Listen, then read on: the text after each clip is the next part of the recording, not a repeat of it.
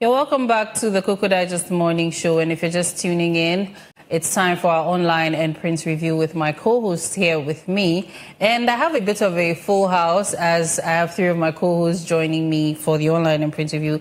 And like I mentioned earlier, we're going to be looking at 2025 in review, in retrospect, how the year has gone, the major things we saw happening, especially with regards to our government. And then maybe we'll add a few side, happening, some of the things that we also enjoyed, yes, that were not necessarily with regards to the government. So I have my co-hosts. We have Clement Yabankwe, Miriam Abna-Dede, and Peter Nsia joining me. Hello, gentlemen and lady. Hello. Good morning. Good morning, Yaira. Avijapa. I'm combating Yaira. I feel sitting here just saying she abuse. Amen. Amen. Not necessarily I'm off and I have a break. Sunny on my fan. I really love your watch. Thank you. Thank you. Thank you very much. It was a gift. I think I can't say without touching my beautiful wife. Hey, yes, Lady Red. When he was complimenting your watch, I was also looking for something to talk about. Well, I think I like your belt. So you will say your belt. Yes. I come in. I also like your hair. Thank you. Your hair is hairy. Thank you very much. You're all looking very handsome and beautiful as well. Yaira, yes. If anyone says that they haven't celebrated this Christmas, Nanipano. Or a trophy, papa. Are there all keys we are supposed to be in my? No. Baby,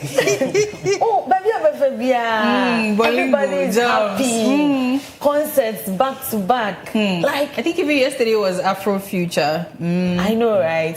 So right from 21st. Back to back, and people have money to go for all these events. Yes. Some of them tickets are going for 300 cedis, 400 cedis, and people are going. Why not? I mean, it's been a long year, and considering the reports people have about this year, it's only natural to find them letting loose at these kinds of events. I'm just happy that we have our businessmen here. Yes. So that they'll give us the revenue reasons why people, because I don't understand. Now interacting with people, the market women, they're like, like people are choked, in our markets. Yes, we're about to enjoy. And then, what's the secret? I think the secret in India, I would let it out in no time. But let me touch on Yaira. You see, on 25th, when we came to the screen. When it came to the screen, I was talking about the fact that me and my ex-man started. I started on the 1st December. Near the call made in Tardy. Near the call made in Tardy. And I took the fact say I was going for a trip in Volta. Yeah. Yes, and that was on 26th. I went to Volta 26th, 27th, 28th. Okay. Yes, it was 3 days. How was it? It was very nice. It was very nice, and I really experienced the culture of the Voltarians. There are the people. It was so beautiful. One place I will never forget about is the Snake Village. It is a place full of snakes, full of snakes, and I was able to touch. I was able to touch real snake. Put it around my neck. I'll be bang So it was really interesting, and I want to use this opportunity to thank the leadership of Wasa Youth Empire and the participants who actually showed up for this trip. It was so massive, and our video guy Roland, he did a very great work. There was this guy who was 6 years old who joined us for Mount Nafejato, and this guy was able to climb the mountains. That is 885 feet tall mountains. He was able to climb. Just so insightful. I think next year I want to see the two of you. 2026 resolution. I'm going to be climbing, mountains, trees, many monkeys. Competition. Right. So that being said, what about you? How was your Christmas?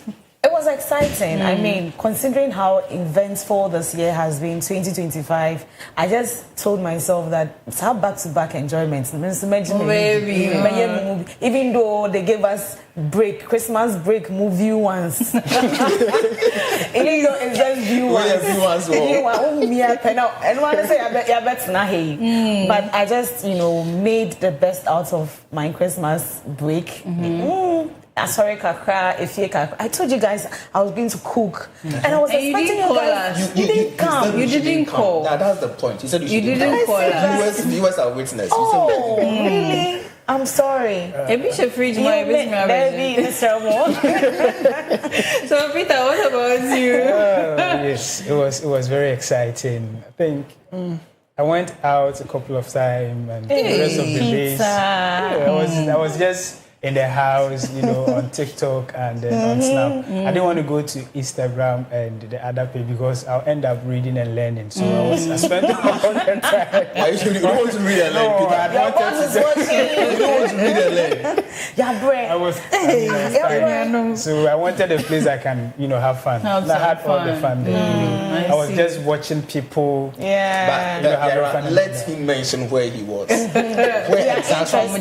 Where did you go? That's what I was seeing in Chambers. It's confidential. Yeah, you want to tell us how was your Christmas? Oh, did you do some bakings? I did a little bit of everything, but most of it was I spent it sleeping because I'm tired. The year has been easy. But yes, a little bit of enjoyment here and there, a little bit of cooking. My family made the cooking look like we were going to feed the streets. It finished in 2 days. That day, I did just... And you didn't call us? Well, they had already scheduled children to say, fine girls, Jaisa, you are well taken care of. Well, but then, as I said, I was on the media throughout. I saw you on the media. I saw Mimi too on the media. Do you what? I don't want to talk. For sure.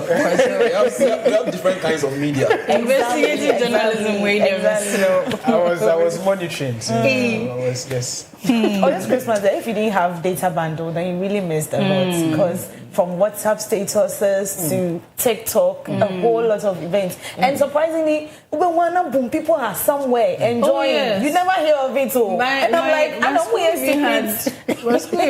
One of my alma maters also had reunions and things like that. We do that every Christmas. I wasn't able to go, but from the snaps and things I saw, these people were there till midnight, just jamming and catching up. I missed.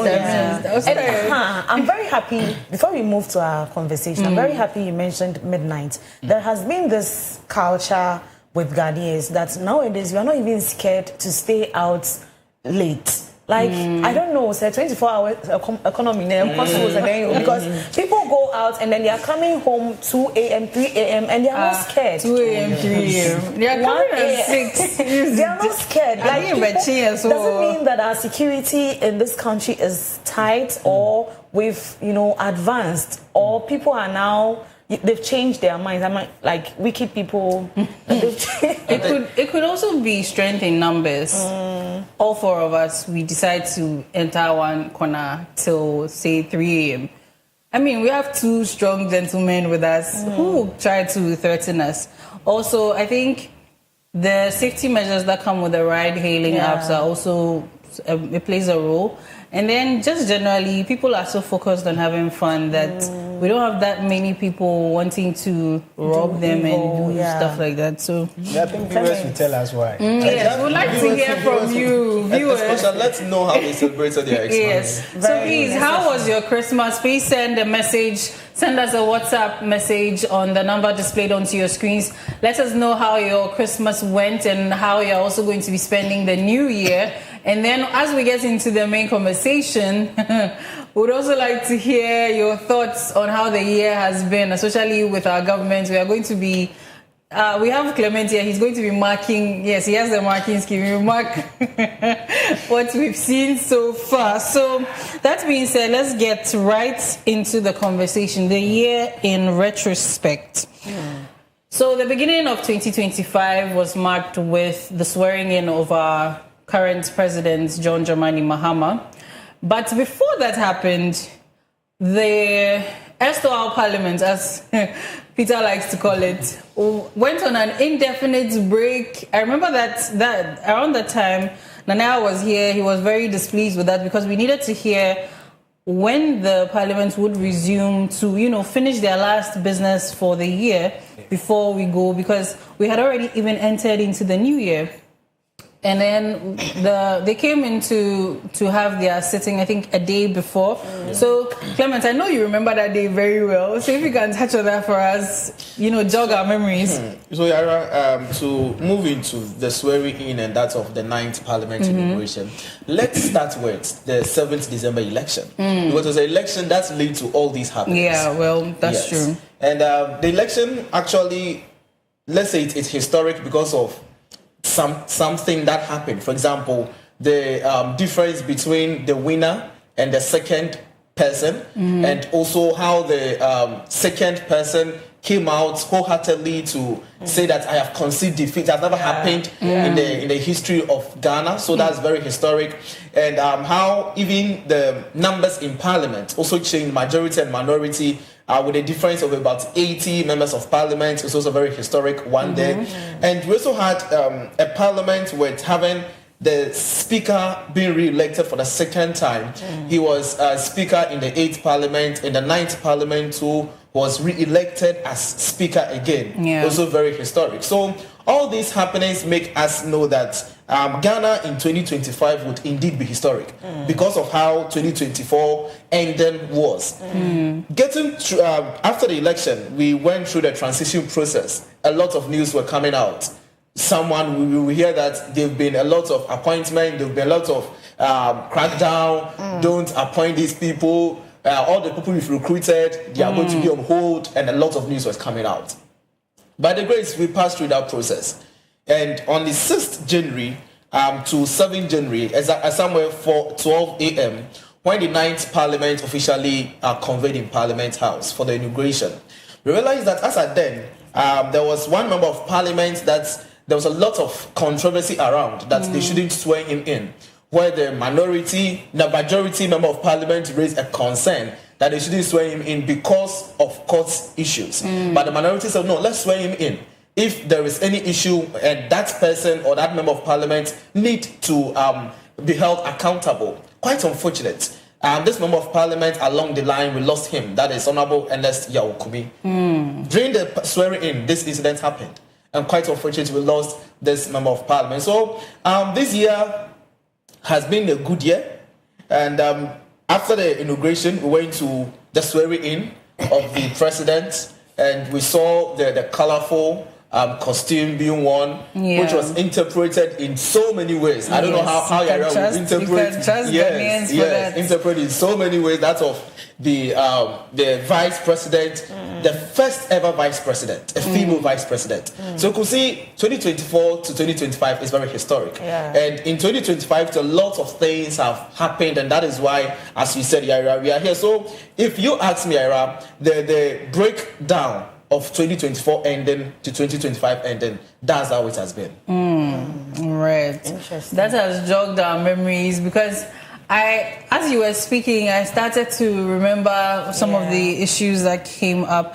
And one of the issues I remember was the fact that there was supposed to be this revocation of the LI 2462 and Parliament had gone on recess, and there was no word about when they would resume, and Ghanaians were a little agitated because this is what we've been hearing, and coming back just on the day before, and I think did they even repeal it? No. So they did not come to repeal it. They came to. So people were even demanding some form of accountability. That's why have you gone on an indefinite recess?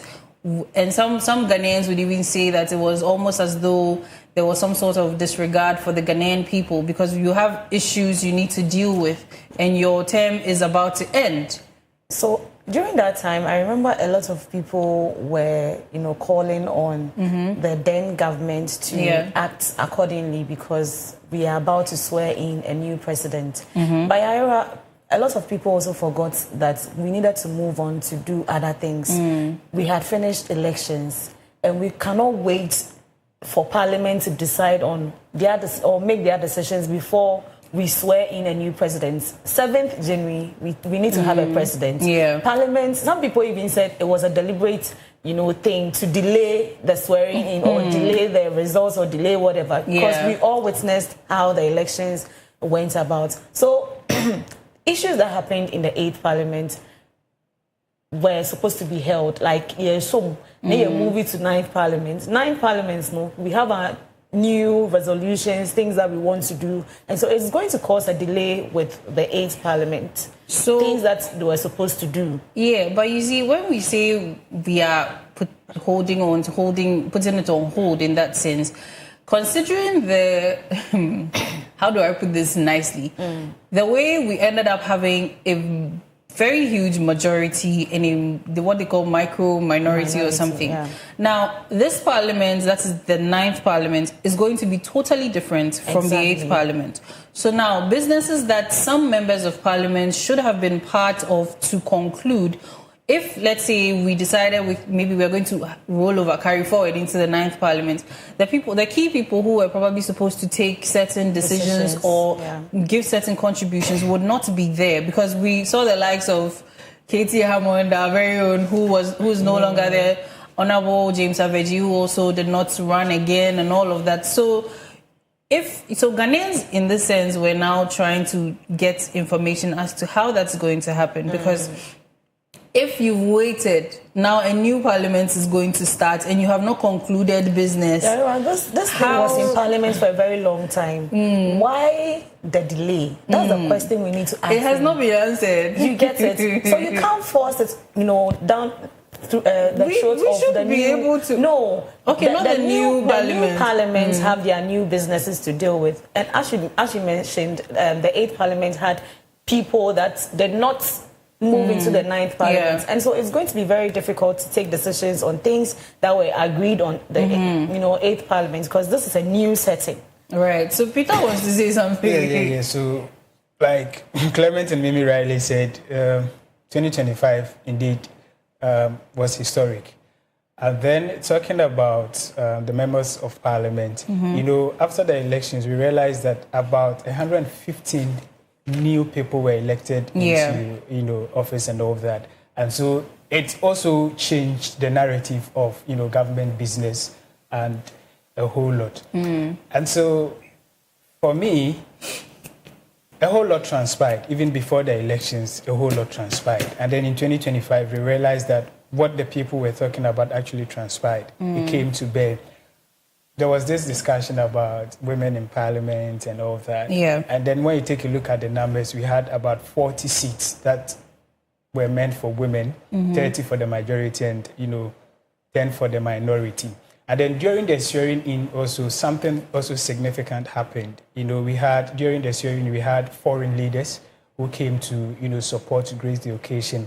But the most talked about was Captain Ibrahim Traoré, who was then the leader of Burkina Faso, who became the leader through coup d'etat. And so his presence in Ghana to, support the swearing in of the president was something Ghanaians were talking about. And, It's actually caused fear and panic. That was, Jamama was going to switch up on us, pull a 180. And so this year, our governance system and the constitution was really tested. And we're still talking about the swearing in. President Mahama, as the first ever president to be elected to become president, lost and came back again. He became president in 2012 after the demise of the former president, Asumdue Hene. Evans Atamils. He contested for the 2012 election. He lost. He won. 2016 he won. He lost. And 2020 he lost. 2024 then he won again. And so his inauguration was the 9th time of the swearing-ins of presidents under the Fourth Republic. It started in 93 down to 92. Jerry John Rawlings was sworn in twice. Koko was sworn in twice. Atamils, because he died, he was sworn in once, and then President Akufo-Addo was sworn in twice, and then current president was also sworn in twice, and that made it a total of 9 times. And so, away from all the swearing in, then it came to the appointment. So after the swearing in, Ghanaians were eager to know who is going to occupy this position and who is going to occupy that position. But prior to the election, the current government promised Ghanaians a lean government, thereby appointing 60 deputy ministers and ministers. So right after the swearing in, he made his first appointment and 3 batch of people. We have Dr. Kaseo Atoforsen for finance. We have, Abu Jinapo for energy and green transition. And then we have Dr. Ayene for, Attorney General and Justice. So these appointments, and he also appointed some known figures, especially in the media. We have Pakwesi Asare, we have Randy Abbey, and then the likes. So now the attention moved. Council Sinari also becoming an ambassador. Exactly. Also. And even appointing young people. We had the likes of Batensali, and then Sami Jemfi and all that. And then the youngest regional minister. Exactly. Kumase for Ashanti region. Yeah. Is it okay? The name has escaped me. Right. So we have a video of the inauguration of the very president of Ghana. Let's take a look. Shall we please rise as they process into the chamber?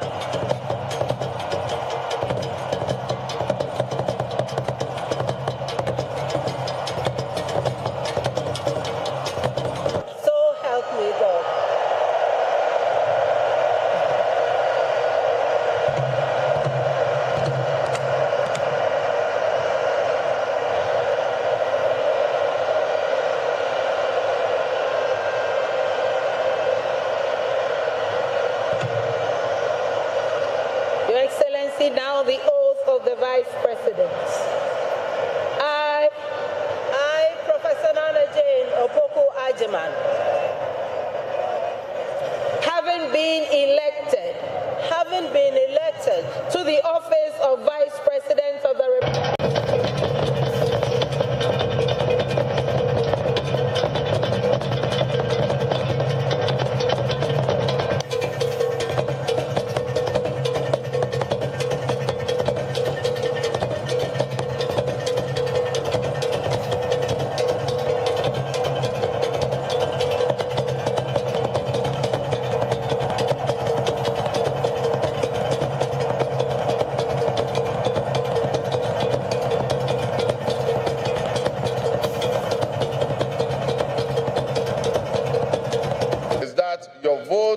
Will matter in the work that I'll do to make a difference in the destiny of this dear nation of ours. Your courage to bring change will not go in vain. Our nation was born with much promise. That promise would seem hazy and in doubt now because of all that has happened in the past. But I urge you, my fellow countrymen, not to be sucked into a state of perpetual pessimism. For some time, our country has urgently needed leadership with an unwavering desire to get things done. I, with all humility, assent that I intend to be that leader with your cooperation and your help. As your next leader, I shall strive to exercise sound judgment and be able to make the right calls at the right time. I will have the humility and presence of mind to take responsibility for any challenges and be willing to act firmly and timeously to resolve the challenges that we face as a nation. Since the elections, I have read and heard the word hope used many times in relation to my presidency and what it should offer the citizens of Ghana. I intend to speak plainly and clearly to you today, and every time I address you subsequently, I intend to always tell you the truth. The circumstances we find ourselves in are indeed dire, but even so, I'll be decisive and swift in my actions. We'll focus our initial efforts on 4 critical areas. The first is economic restoration and stabilization of the macroeconomic environment. The second is the improvement of the business and investment environment. to ensure that Ghana is once again open for business. The third is governance and constitutional reforms. And the final, but not the least, is accountability and the fight against corruption.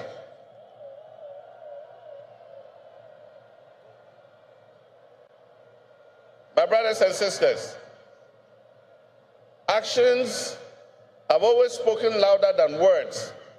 With that in mind, I have entered into a covenant with you, the good people of Ghana, in which I have enumerated 26 actions that I'll take within my first 120 days. There is reason for hope, and there is every reason for hope. But we must also have faith, because faith empowers us to trust the things that will happen. With faith, you believe what you know, and that is why we need faith to be able to achieve our reset. We need a reset with the faith we have in our country and our leadership. We need a reset with the faith we have in our institutions. We need a reset with our faith in our dear nation, Ghana. And by that, I mean in all of us, because all of us are Ghana. You are Ghana, and I am Ghana. All of you seated here today, Ghanaian citizens, you are Ghana. The people. Right, so that was an excerpt of the speech by the just inaugurated President John Dramani Mahama. And people were talking about his outfit and how the Idinkra symbols were in it. So I think the 4 key ones that I remember seeing were the Nyamidia, which is the tree of God. It says here that it symbolizes God's presence and protection, indicating spiritual guidance over leadership. Then Jinyame, in it, except God, which represents the supremacy and omnipotence of God, a declaration that divine power is above all else. Then we have the Sankofa, which rang in our minds most because, I mean, he's been here once, he fell off and he's back again. So this one says, yes, Sankofa is go back and get it for those who don't understand. Yinchin, as they say, Sankofa Yinchin. And this is just the importance of learning from the past to build a future. So a message of reflection and growth. So it seems we reflected on his leadership and decided we want him back. He was very, very smart, not to just represent the Kente, but in a way that also includes or invites our northern, people. So you can see the outfit was, something like I say Alaji Fontani, as the Nigerians call it. You get it. So we have the Kente, and then we have the Northerners. So this was a combination. Exactly. Then the last one was I can't speak how the ram's horns. Jinimem, and it says it symbolizes strength combined with humility, and these are all qualities that I think we see in our president. And I would like to juxtapose this with back in the day, COVID era, when former President Akufo-Addo would always, every now and then would come to address the nation on the state of affairs with regards to COVID cases and the rest. And every time he would appear on TV, he was in an African or our usual African print, or what we call the Ntoma. And people would interpret the cloth one way or another and say, this one is Yenu Sirikwa, this one is this. This is actually beautiful. I mean, this is an expression of our culture. And it's actually key to take note of that, because some people would have come in a suit knowing some 2 men I know here on the set. They would have come to be inaugurated in a suit, but that's just by the way. So you see, there is something unique about this whole government. When we talk about, the Mahama second coming, it is a well-planned government from where I sit. So some people have even questioned that our next president now elected or no, should the person also be someone who has served and gone and is coming back? Because it takes one who has experience. You've really experienced doing it. Let's say former Vice President Baumia becomes God permits. He becomes president. he's likely to have, some kind of experience. And so what's nature, he has observed a lot. He's coming with more, insights and that kind of thing. That's what I see in this government. That's why we are enjoying everything we are enjoying now. And talking about appointment, Yaira, this government... But okay, wait. Before you come to the appointment, this same thing you are saying about picking somebody who has been in the... We could attach that to Alan Cash or Alan Chermantin. When he was also, vying for presidency, he left the MPP to start his own... party. Yeah. Yes, his own party. And then there were conversations on this that you've been in the MPP, you've been in governance, you've been in both NDC and MPP government, and I mean, there wasn't much to say, but if you come, what will you do? It's different from, serving. These two people, Baumia and Alan, are not the same. Baumia was the vice president, next in command after the president himself. And so they know, the things, details. Do you get it? Alan was a minister.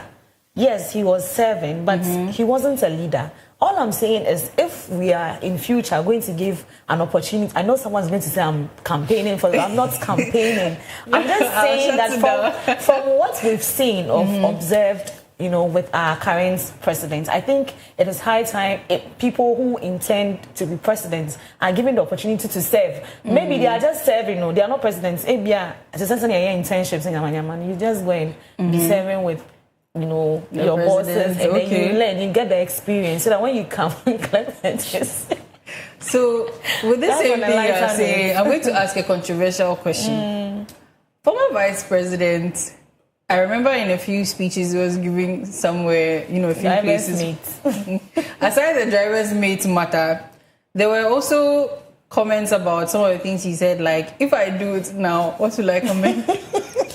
What will I come and do when I become president? You see, these things also play a role. So, I just want to come in. I think what Mimi is saying, it's a good observation that she has made. And I think we need to really look at it carefully. But one thing we should all get to understand is that not all people who have tasted a soup can really prepare the soup. If you taste a soup, that doesn't mean you can prepare the soup. So that is another angle we should all look at. We might have people who have been there, served for so many years, but when you give them the nod, it might not be what we expect. So it's about the uniqueness of the individual we are looking out for. And when we look at President John Dramani Mahama, prior to his election, made us understand that he's there for the people. Prior to his election, made us understand that he's there for reset. And that is what actually we've seen through his 1 year of office, almost 1 year now of office. And that is what, if we are basing on to advocate for another leader who is more experienced, I think it is really a good call. But based on all these things, when you advocate for a leader who has also been in office before, at the end of the day, the person comes and does not perform better, you might end up going for Metro or something.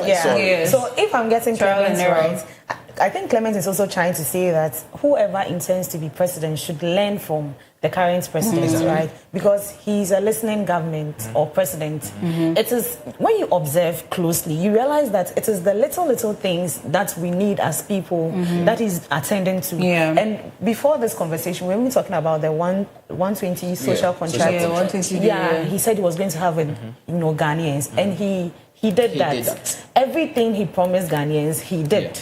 And so if you intend to be president, you need to be one that will listen to your people, because the previous administration, we witnessed, some kind of contract when it comes to that. So, putting a pin in what you're saying, you said everything he promised in the 120-day social contract, he delivered. Exactly. Clement was here, said, doing the grading. I think Clement, Nanaya, and Peter, yes. So, if... Truly, I remember the president was giving a grade on it, yes. If you can recall, Was it everything in the 120-day social contract that was fulfilled? Oh, yeah, I think almost everything, right? As at the end of the 120-day, almost everything was fulfilled. The one which was not fulfilled was the little ones that he has started but not gone into details. Yes, but majority. For instance, the 24-hour economy. Exactly. It was just launched, some months back. Yeah. Okay. So I just want to clarify so that we don't, get too carried away being happy with the state of affairs. Yes. I also want to add up talking about the leadership quality and all that. So I also say that it's not, every style that fits everyone. Each leader has his own style, way of commanding, way of, putting things right. And so if style A really fit well for President A and style B fit well for President, D, it doesn't necessarily mean that we have like a leveled playground that at all costs, because Party A did this and he or she was successful, Party B should also do this. I agree with you, but it depends on the dynamics. Let me disagree.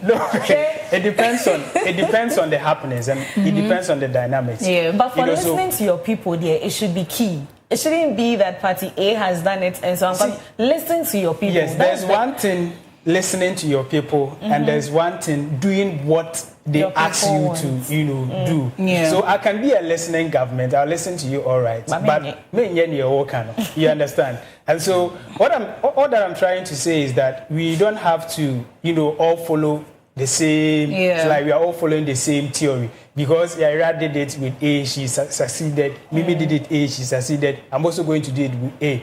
Maybe at the time you would be on board, the dynamics had changed. And then in 2025, we can all attest to the fact that we all started 2025 with the idea of, thinking about the economy and then, things that borders the ordinary Ghanaian, like the utilities and all that. We started with the 24-hour economy, and the 24-hour economy borders around everything around us, in terms of job creation and all that. And so you could see that when you compare 2025 to the previous years, and you look at the leadership styles, it warrants that per A, what is happening, you adopt this leadership style.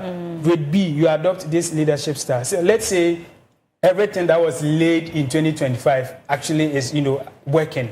The strategy our leaders used at the beginning of 2025, they can't also use it the beginning of 2026 because they've started some foundation that they need to build upon. And so if you begin 2026 with the same strategy, I'm sorry, you might fail. And so these are the things that we have to look at. I think one thing that also helped is the appointment of, highly professionals into certain key institutions like the Ghana Revenue Authority. We had new leadership, Koko board, new leadership. There were a few technical appointments that I think changed the narrative. And so that should also be looked at, especially involving a lot of youth, in these appointments. Because when it comes to youth, they have fresh minds, a lot of them are experienced when it comes to... that was it. Oh, fresh mind. That's from where I sit. I mean, we are just reviewing, and we are all sharing our opinions. And I'm just saying, I think it is something that has helped. And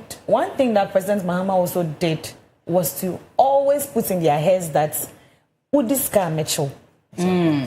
Udiska Mitchell.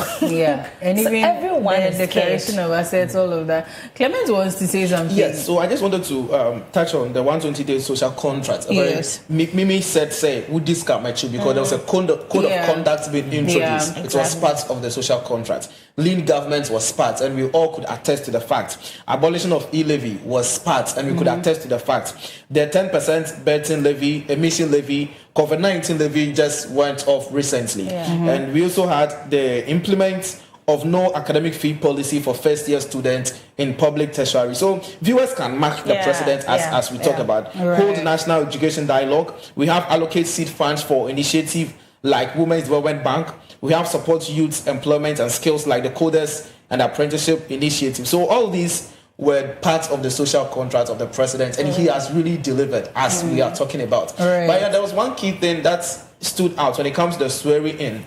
The speech of the president was all about reset, the love for the country, we all coming together, to make sure that we create a system that works for us. Yesterday, I was contemplating on something, asking myself a question that, why is it that 31st night everybody wants to go to church? that is a question. Why everybody wants to go to church on 31st night? We want to restart and reset our lives. So can't we reset in any other day apart from 31st night? Because why? First is, starting first in first month. So first in first, a new year. We are starting everything fresh. I get the angle Mimi is coming from. It's very good. You see, all these things are happening because there's been a system that has been created and a structure created for us to believe that 31st December is the ending of the year and 1st January is the beginning of the year. It is a system that has been created for generations, and we have come to meet and we are following that pattern. If a different group of people sit down to say that, no, 1st January is no more the beginning of the year, but it's rather other year, and that system really runs through, and a generation picks it up, everything will change. That is what the President John Dramani Mahama wanted to do. He wanted to create a new system for Ghana. He wanted to create a new structure so that any person who comes as a leader, you go by that structure. I remember one of his speeches, he said that he's setting a standard where no president will come and fall. That standard he's setting, when you come, you should build upon, but not to fall. And you could see all his things he's doing is about laying foundation for the government we are all calling for to work. And you could see that Ghanaians are gradually responding to it. Ghanaians are gradually resetting their mind, though it's difficult, but we are doing it. We are gone are the days that we hear people wholeheartedly coming to report on incidents, on cases, but now Ghanaians are doing that. So that should tell you that we are all making things work as a country. I mean, also to add up with the story in here. So I also noticed something, which of course Ghanaian spoke about widely. That is still on his outfit. So there was this conversation about the fact that we don't, patronize ourselves. We don't wear what belongs to us. And so for him to wear an African print, it was something, a whole lot of people spoke about, even suggesting that coming to the office, we should be in our own African print, where we should wear our kente and all that, and then do away with the suit. You understand? And so that was also a conversation back then, which of course I think it's a good call, because when I was in school, it got to a time we were told that going forward we'll be wearing our uniform should be some sort of that with the African print, with that symbols, the Jim Nyame and all that, all in the name of, projecting Ghana, putting Ghana up there. Yes, and so you mean secondary school? Yeah, secondary school. But it never materialized. I don't know what transpired. But, in a way, it still relates with some of the policies and initiatives that the president decided to undertake, like the poultry, where we are going to be having mainly homegrown fowls, and even the sanitary pads produced here in the country. So I think it is a step in the right direction. We just have to probably be a little more strict on ourselves, because with regards to the uniform and things like that, mostly is the anniversary cloth that you find being a little towards the African print kind of style, but then the uniform, based on the fact that it's been a Western adoption, it's mostly check, as you know. You remember your checks you were wearing in school, or the yellow and the brown, or whatever color that your school decides to use. So I remember even at a point, I don't know which year exactly, but GES decided to change the school uniform for the students' pupils. Let me use pupils because they are younger. And it sparked a lot of controversy about the fact that is it not money that is being allocated for something and it's going to be embezzled, all of that. And even the uniform was not African print related. A lot of people have also raised concerns with we wearing Ghana and eating Ghana to the extent that some Ghanaians tend to overprice their goods. I mean, because we are producing them here in Ghana, we increase the prices, and so people cannot. Because we did a report on why some time back, a lot of workers used to wear African prints on Fridays, but these days you don't see that a lot. So we did some. I think that was an initiative introduced by Alan Tremonting. So and what happened to it? Speaking to a lot of people, they were like, African print is expensive. I mean, and I cannot repeat the same dress on every I think Friday. that one it's subjective. If you care about who's looking at you, I mean, you've watched it. You can wait again. The prices. Locally produced things are expensive. Yeah, they are expensive. Why? Why are they because expensive? of the production cost. Yes. So should we go back to importing them? No. So it's more about investment in that is why production. there is another thing that happened during the year that talks about the 24-hour economy. I think we will get there, but if not, if I should just move we'll straight come into to that. This conversation leads to 24-hour economy. Yeah. So the next thing on our list is the budget for the year, the 2025 budget, which happened on the 11th of March. But this was given to us by the Finance Minister, Dr. Kasio Atuforsen. So let's take a look at the video quickly, then we get into the conversation. We have programmed the following nuisance taxes for removal in line with our manifesto promise. Mr. Speaker, we will abolish the 10% withholding tax on winning from lottery, otherwise known as the betting tax. Mr. Speaker, we will abolish the electronic transfer levy, e-levy, of 1%.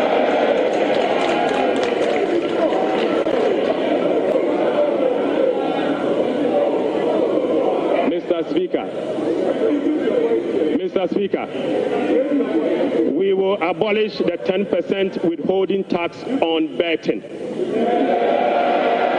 We will abolish the electronic transfer levy, e-levy of 1%. We will abolish the emission levy, otherwise as in Wusie tax.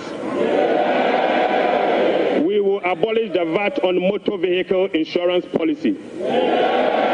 Mr. Speaker, we will abolish the 1.5% withholding tax on unprocessed gold by small-scale miners.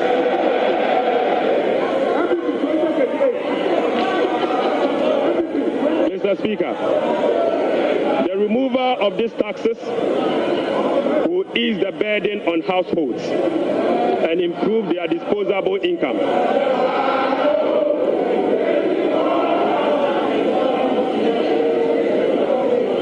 Right, Honorable Speaker, the removal of these taxes will ease the burden on households and improve their disposable incomes. In addition, it will support business growth and improve tax compliance. All right, so that was the Finance Minister, Dr. Kasio Atuforsen, on the grounds of the Parliament chamber. And yes, the whole issue about some of the levies. I mean, the one that, I realized that Ekamakuma was the e-levy, considering the fact that we are a democracy and the previous government introduced the e-levy and Ghanaians vehemently said no. But we later would see an e-levy cake and partying. So for this government to come, and it took a toll on electronic transactions, mobile transactions, considering the fact that a lot of people have also moved to that rather than cash, going cashless basically. And this government coming in to say they're going to abolish it regardless of the fact that abolishing it was also going to, cut that, was it 1 billion Ghana cedis revenue it was going to generate.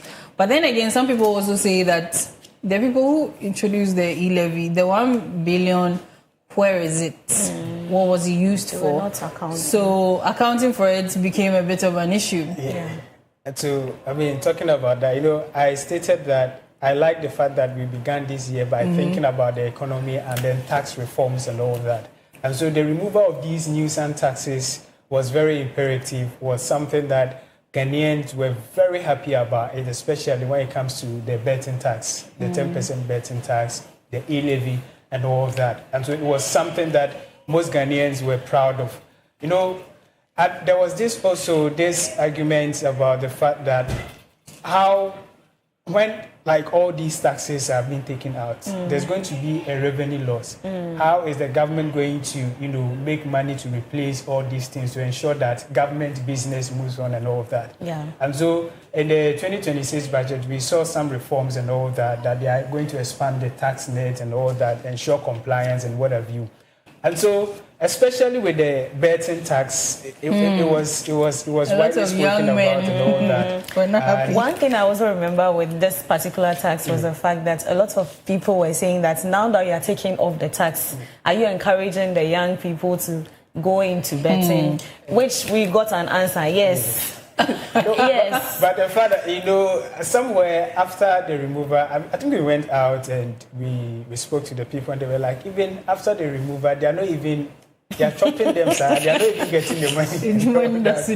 And also talking about the emission tax. So people were of the view that, the emission is too much. In Ghana, you see some cars on our roads very bad. When you wake up early in the morning, going to work, the kind of fumes that comes out of people's so they were of the fact that the government could have left that one to serve as a deterrent to those. Even though your car is not functioning properly, it's not good. You but just park it somewhere. That one had, different views on it, because the emission tax is supposed to be channeled into something that will, curb the emission issue, but. Well, you see, that is the problem.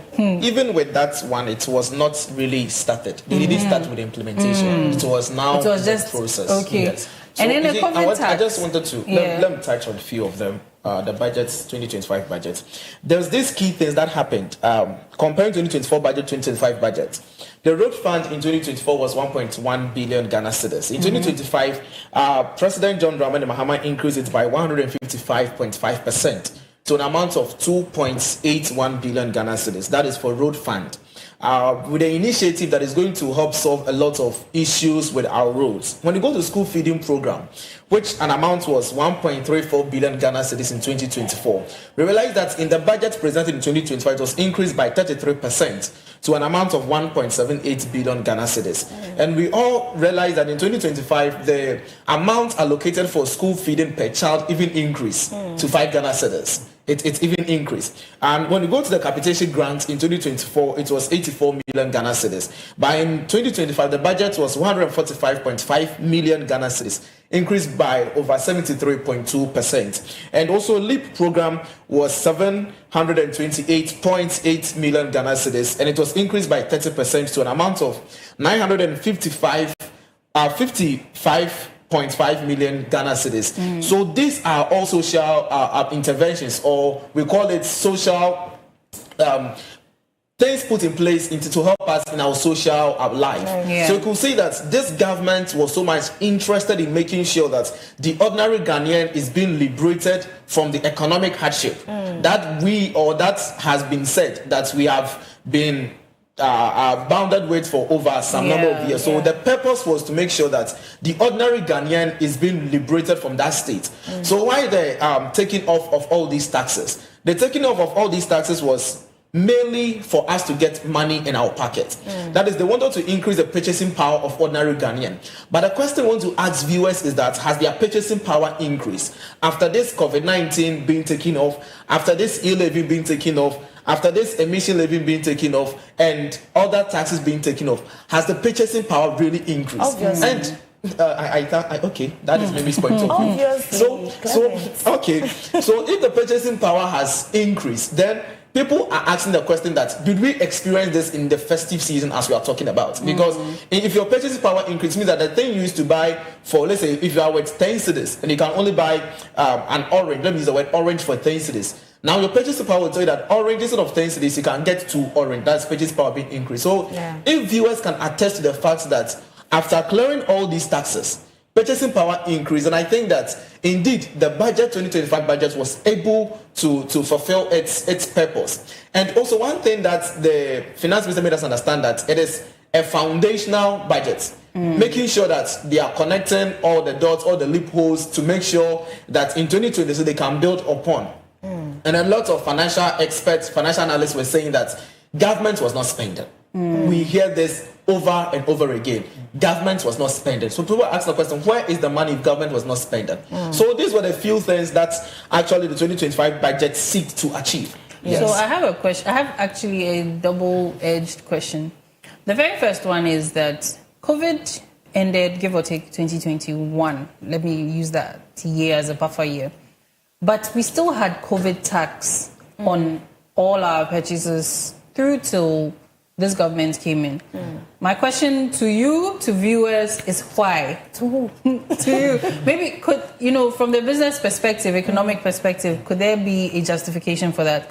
Then my second question now comes to the fact that there was going to be an introduction of a fuel levy. No, was it fuel or PDS? No, not PDS, ECG, sorry. It was, some people were calling it Doomsaw levy or something. Yeah. So I think it was 1 CD on all fuel purchases that was going to be channeled into the energy sector. And some people argue that was probably another way of taking money, replacing the e-levy, whatever money the e-levy would have got. So I would like to hear what you also thought about that at the time.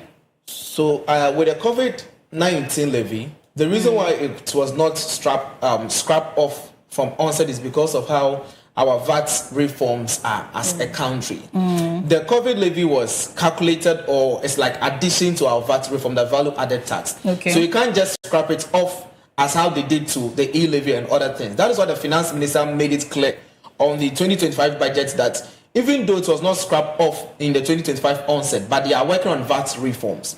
And after the VAT reforms in 2025 budget review, we realized that they made mention of it, and now it is being scrapped off because of the VAT reform that was being implemented. But the question is, the COVID-19 levy and its abolishment should have started from the previous government. If that's the point you wanted to hear, it should have started from the previous government, because the main reason why for the introduction of that very tax was fulfilled. So if it was fulfilled, then let's take it off. But that was not done until this government came in to take it upon themselves to do so. Yeah. Let's look at this e-levy, the energy sector levy, that is the e-levy or Doomsaw levy.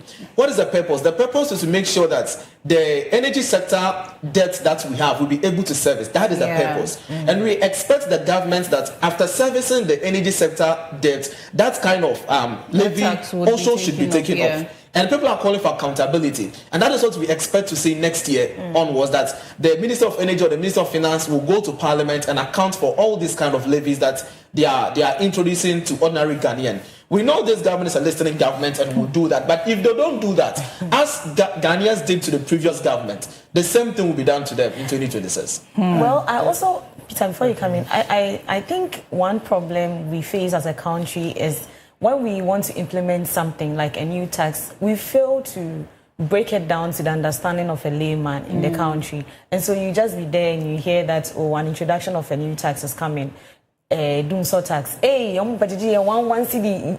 You hear that people are misinterpreting these taxes. What kind of education are you giving to the people so that they understand? Literacy rates are low. You get it. So even if you are going to do it in different languages, that should be done so that the ordinary Ghanaian who is going to pay that 1 CD or 10 CDs would understand. At the end of the day, it is not you in high office that's going to pay that tax. It is the driver. It is the trader. It is the ordinary Ghanaian. And so if you don't break it down to our understanding, we will always think that, And then accountability is also another thing. But this government, they've really tried. Always you hear the name Felix. Ofosu Kwakye. Always in the news, updating, telling us what's happening. That is the kind of government we want, because we want to know what our monies are being used for. Your true colors are showing. I'm just in red though. No green. Well, red is both it can be interpreted differently. Yeah, butterfly. Yeah. So what stood out for me and for the ordinary Ghanaian is the fact that about this 2025 budget is the fact that before this 2025 budgets, the finance minister was in the various markets trying to understand the state of the economy, what the people really want, their cries, what is the exact thing that is disturbing them and all of that. And so that's why we saw some of the reforms that we saw. And then talking about the e-levy, in a way, one would say most Ghanaians were like, it helped, government business and all that. And then the other hand, others were also saying that it was collapsing the, mobile money business. Yeah. Because of that, amount that, is always been deducted. People prefer to keep their monies in their pockets. I remember somebody was supposed to send money to me. The person sat in a car, brought the money, and then went back. And I was like, Laura Fairway, and Kauda told so now the same name. What's the David?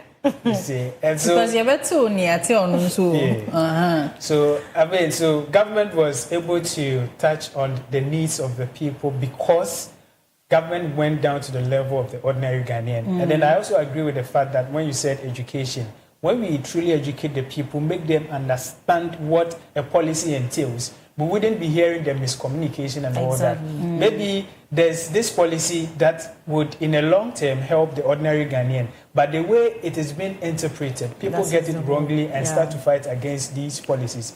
And I think that, this government, actually worked well, but by working hand in hand with the people, trying to know what is on the ground, always engaging the stakeholders and all that. And even about that, we can even talk about Aura, which was very dramatic. This year even started with drama. Drama. When we heard that the energy minister was saying that the fuel left to power was about 5 gallons, a whole lot transpired. But to add to the education aspect too, I think that our media houses play a major role, especially when it comes to the language barrier. But we are in a country where certain people in certain positions of power own these media houses. So let's say this government is here. There is a radio or TV, there's a media house that is owned by somebody in opposition. The likelihood of whatever initiative that is supposed to be, communicated to us as education being skewed, using a little bit of propaganda, a little bit of disinformation, misinformation to change the minds of people is quite high. This is something that we need to think about. Before you tune into that particular TV station or radio station, you already know that it is owned by... How many of us do know? Oh, some that is why no. That is they why have names, and so you can easily tell let's bring it down to the person in the village. That is why, Yara, let me say this. Let's even hold on with the state and let's tell viewers that is why you need to watch Clock TV. Yes. Let's viewers stick to Clock TV every morning. Tune into Koko Digest, tune into all the shows on Clock TV, and you get the best out of all this. So, Yara, to solve that point we are talking about, viewers should stick to Clock TV. Yes, but that being said, the person in the village who just has a radio, the radio doesn't have a screen where it is those lines that move. On Indian is watching. The person is speaking a language they can understand, they listen. So as to knowledge about what media house this is and who even owns it, let's be realistic about even how many people know that, you see. So with that too, we need to, I don't know, maybe Ministry of Communication can come up with something around that where the media can actually be, controlled in a way, not that they're not going to have press freedom, but how information is churned. Because the media usually is called the fourth arm of government, which is what keeps the government on their toes. The media is the link between leadership and the people. Just as we are here talking about the year in retrospect, we're saying that the government did this, did that, good or bad. We are here communicating to the people. Now, if we are here just saying it in one way or saying it in the other, that is going to influence our listeners. You see, so I just wanted to say that you, the individual, should also know when the communication is going one way, one side. As a media house, yours is to be objective. And I know it is not everyone that is supposed to know that media houses are supposed to be objective. But so Kofi was doing this on one side. That should tell you, what about the other side? We are in a country where... I know. I'm just saying that you, the individual, I'm just trying to create awareness that you, the individual, also need to be alert. Say, Assembly Banner is just on one side and know that... they are being subjective. This is not how it's supposed to be reported. And that's why, ideally, it is advisable that you listen to news. Yeah. If you listen to reviews and, newspaper discussions like this, you are likely to find people that are subjective. Yeah. And then they'll be talking in favor to their party and other things. But if you are listening to the news, one way or the other, they won't be biased with the news. But here's the case, we're in this country that somebody will say that I was born into this party. I know they've done ABC, but I'll vote for them. And just solely for the fact that this party is doing this, I don't support it. As good as it is for me, for the nation, I don't support it. These are the kinds of mindsets that this year, media houses pander to. No, 2024 December, we saw a twist. Exactly. A change. We saw people that are deeply rooted in a particular party moving, seeking for change. That should tell you it's a nipa break. Oh, Brett, could do baby, you will change your mind. I also apart from viewers watching Clock TV for the best and reading the news, as Mimi said, government has already started something, and that thing is inclusive governance.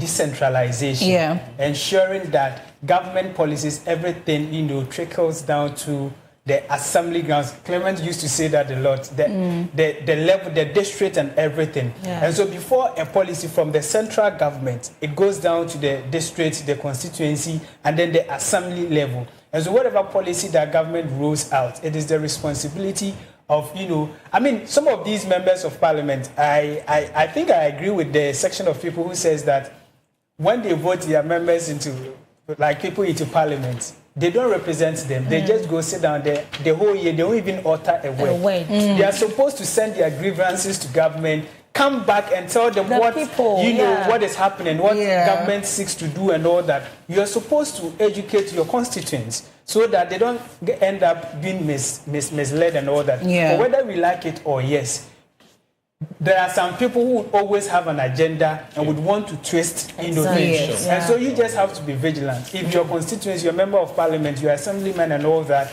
are so, proactive and energetic and are, privy to whatever is transpiring, I don't think you'll be lacking behind and all that. And so the inclusive governance, always meeting with stakeholders, discussing what government seeks to do and what government should do is something that, is very paramount and it's helping. Like, even with this year, there's been a lot of stakeholder engagement and all that. I think we'll talk about the COS and then even with the Constitution Review Committee and all that. They've engaged the people. And then for now, I can say that, like Mimi said, Ghanaians are descending. And then about 90% of Ghanaians right now, if you ask them what transpired over the years, like when we are doing a review, they'll be able to tell you what actually transpired. What led to A, what led to B, and all that, and what they are seeking to see the next year. And so inclusive governance and then bringing down policies to, the basic level is something that we should encourage to the government to do more. So we have comments here. This one says, good morning, I am Big Sam from Kaswa. He says, I think this NDC government is doing something good.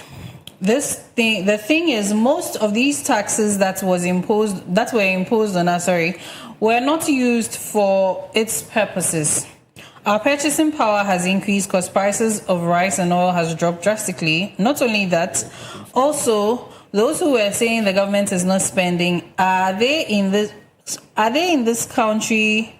Okay, I think he's trying to say, were they in this country when the president made payments to contractors that were owed by the previous government? I think the only thing this government should take a look at is some of the social interventions and we will be fine. Thank you so much. This is Big Sam from Kaswa. Thank you for your comments. And this is a reminder to send your comments to the WhatsApp number displayed on your screen. When the phone lines are opened, which will be shortly, I will also inform you. You can also send your comments to the YouTube and Facebook live stream. Now, moving on, let's come to the third thing, that is the State of the Nation address by our president. And this one is about how the government he came to inherit the state of affairs here. And this was on 27th of February 2025. And this address was given to us by President John Dramani Mahama. Let's take a look at the video briefly, then we come back to the conversation. Initial assessment of the books, we have discovered that our economic problems are much deeper than was previously known. We have inherited a country that is broken on many fronts. The profundities of the challenges confronting us are staggering. We are saddled with staggering debts and glaring signs of almost deliberate and, in some cases, reckless mismanagement of our resources. Mr. Speaker, not even the restraints of an IMF program were enough for the previous economic managers to exercise prudence in managing our finances. After setting an inflation target of 18% by the end of 2024, the actual outturn was 23.8%, significantly higher than the threshold agreed with the IMF. The Ghana cedi continued its downward slide, losing 19% of its value against the dollar in 2024. It had already in the previous year lost 27.8% of its value. In addition to the public debt, which amounts to a staggering 721 billion cedis, several state-owned enterprises are also in debt, including the ECG, which owes 68 billion Ghana cedis. Ghana Cocoa Board, the hope of cocoa farmers, is also highly indebted. Its balance sheet indicates a total debt of 32.5 billion Ghana cedis, of which 9.7 billion is due to be paid at the end of September 2025. In 2023-2024 crop season, Cocoa Board was unable to supply 333,767 metric tons of cocoa, which it had sold at $2,600 per ton. As a result, the then management of Cocoa Board rolled over these contracts into the 2024-2025 season. Honorable members, Mr. Speaker, this implies that for every ton of cocoa delivered this year, in fulfillment of the rollover contracts, Cocoa Board and Ghanaian farmers are going to lose $4,000 in revenue. Mr. Speaker, as I address this Honorable House, Cocoa Board has supplied 210,000 tons out of the rolled over contract, resulting in a revenue loss of $840 million for both Cocoa Board and the Ghanaian farmer. Mr. Speaker, Cocoa Board and the Ghanaian farmer will lose another $495 million by the time the board finishes supplying the remaining rolled over contract. You're right. So that was President John Dramani Mahama telling us about the state of affairs, and the numbers were not exactly encouraging, but I mean, they started something. We are hoping they are able to, and considering the fact that looking at the turnout of the elections versus the records that were stated in the President's State of the Nation's address, do you think they are related? The question again. Oh no, I'm placing emphasis on it so that viewers... Based on the turnout when it comes to voting the previous government out, and the state of affairs, you know, with regards to what the president said, what they came to meet, what they inherited, do you think that they are related, and how deeply are they related? Because the numbers we're hearing... Well, I think they are related. As we know, the State of the Nation's address is an annual report, you know, read by the president, telling the people the actual state of the nations, you know, how the country is. And we will all attest to the fact that President Mahama started by indicating the struggles, the things he came to meet. This was very important so that people would know how to mark him, just like how we started by ticking the boxes. Wabetoka. So he needs to let us know that Wabetoka. And so that billions. I like the way he mentions the bill, like he stresses on it and say, but that State of the Nation's address was just focused on three things. And I have them here: economic crisis recovery, anti-corruption efforts, and plans for educational health care. And for the year 2025, the economic crisis recovery, we've seen something. We've seen some kind of, you know, softness when it comes to the recovery with our economy. Anti-corruption efforts, each and every time he's stating that he's not going to allow any, body that's working under him to corrupt the country. We are just as I said, that has also been done. And also education and healthcare has also been tackled. And so I think it is reflecting. Whatever he said is reflecting. Well, before you come in, I need to remind viewers, the phone lines are open, so we'd like to hear your thoughts on the government's performance in the past 12 months, give or take. And yes, what you're hoping to see, what you hope to change, and what you hope to improve. So yes, again, the phone lines are open, so do call us and share with us. Now, back to you. Clement, you were going to say something. Yes, I think Peter. I'll let Peter go Okay, first. Peter. So this address by President, in his initial, I think that one wasn't captured in his initial submission. He made mention of something that he is not someone who will lament over, like things that he came to meet and all that, and blame, people for causing all that. And then others also had the view that if you say you are not like that person who will lament and share blames and all that, why are you then telling us what is exactly transfer telling us the a lot of people are like, do the action. So why are you complaining? This one is not to defend the president or anything. It's the lamenting will come and it will probably sound like something like this, where you said you are going to increase the value of the CD, but the CD is just going down. Then it's because of what I came to. You see, that becomes the lamenting.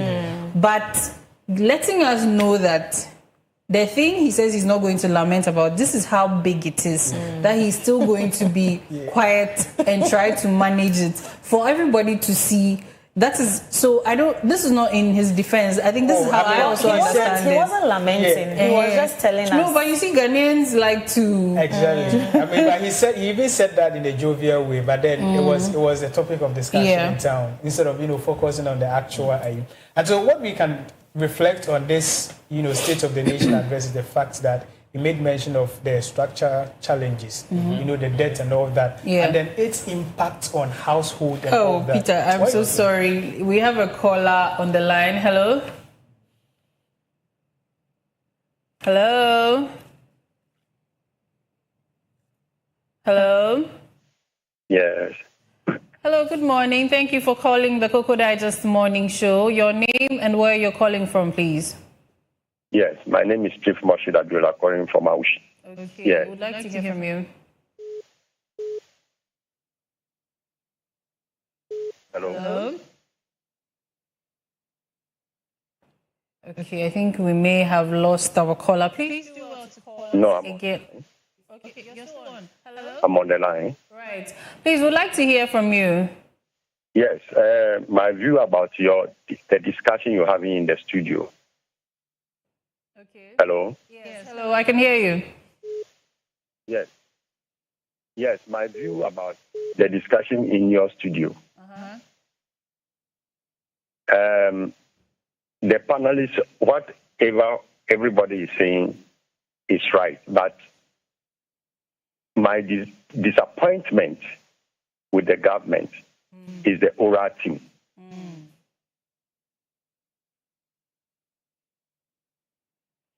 Hello, could you please continue? Yes, my disappointment is the oral team. Because,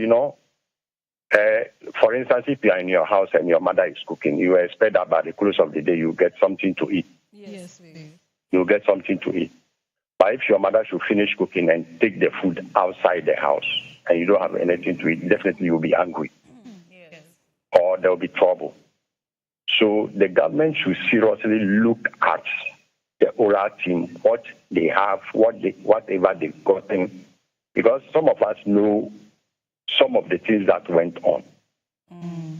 So please, the government should sit up and deal with the oral team. If indeed they have something, some facts, they should deal with it so that Ghanaians will be free. You cannot just take our money and go and sit somewhere and be enjoying our money. Why are suffering here? People are sick. People don't have jobs. A lot of things going on in this country. We need money. So if these monies are with the people, we should go for the monies and use the monies wisely and profitably for Ghanaians. Right. Thank you. Thank you very, very much. I hope that our listening government pays attention to that. Peter, you were making a point before we got our caller on the line. Yeah, so I said the SONA actually addressed the structural challenges that we face in this country. So the president made it a fact that some of the economic challenges that we are facing actually stemmed out of, the debts that we are facing from the ECG and then the Koko, debt. And then this goes on to impact on, the household and then the ordinary Ghanaian. These debts actually, the figures I don't remember. They are too big for... You understand? We should have brought a calculator so that to punch and you get it. And so this calls for a reform and all that. And so reflecting on what transpired and then the SONA, these are the things that we can actually look at. So the difficulties we faced in 2025 was not out of the blues, but it stemmed out of some of these debts. And then when we talk about Koko and ECG, they're very paramount. When you talk about ECG, we are talking about utilities. And then this year, we heard about the increment in utility tariffs and all of that. It has been something on our necks. We say we will agree. They will come and explain to us this and all that. And then the Koko as well. And then, fortunately, Randy Abe was, appointed the CEO, and then we all heard what actually transpired, the increment of cocoa prices down to... And then this goes a long way to affect the fiscal policy, like the picture, the whole, it's a whole lot. And so the president coming out to let Ghanaians know the actual state of the nation was very paramount and it was very imperative. And then Ghanaians had their fair share and they all had their views on it. Right, Clement. So I would just look at aspects of governance and accountability. Let me look at governance because we see the caller who just spoke with us talk about the aspects of accountability. That is the issue of corruption in the country.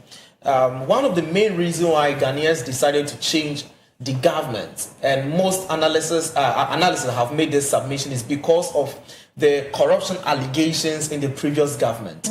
So we are taking off A for B to come to solve the problem that A, one way or the other, caused or confronted with. But it's been almost roughly 365 days in office. Let's say 360 days in office. But it seems no one person has been, we've seen the process where they've been sent to court and a lot of process have been made, but we've not pinpointed that we've been able to recover this amount of money or that amount of money. Okay, yeah. Right, so we have a caller on the line, so after the caller, we'll come back to you. Hello, Isaac. Yeah. Thank you so much for calling us all the way from Tema. We'd like to hear from you. Yeah, my name is Isaac. Right. More about government performance. Hello? Hello? Yeah, you hear what? Come on again. So yeah, current government's performance now, from 2020, yes, the whole of 2025, so they are buying way about any ejuma abe and pempen so how they are better. My film no.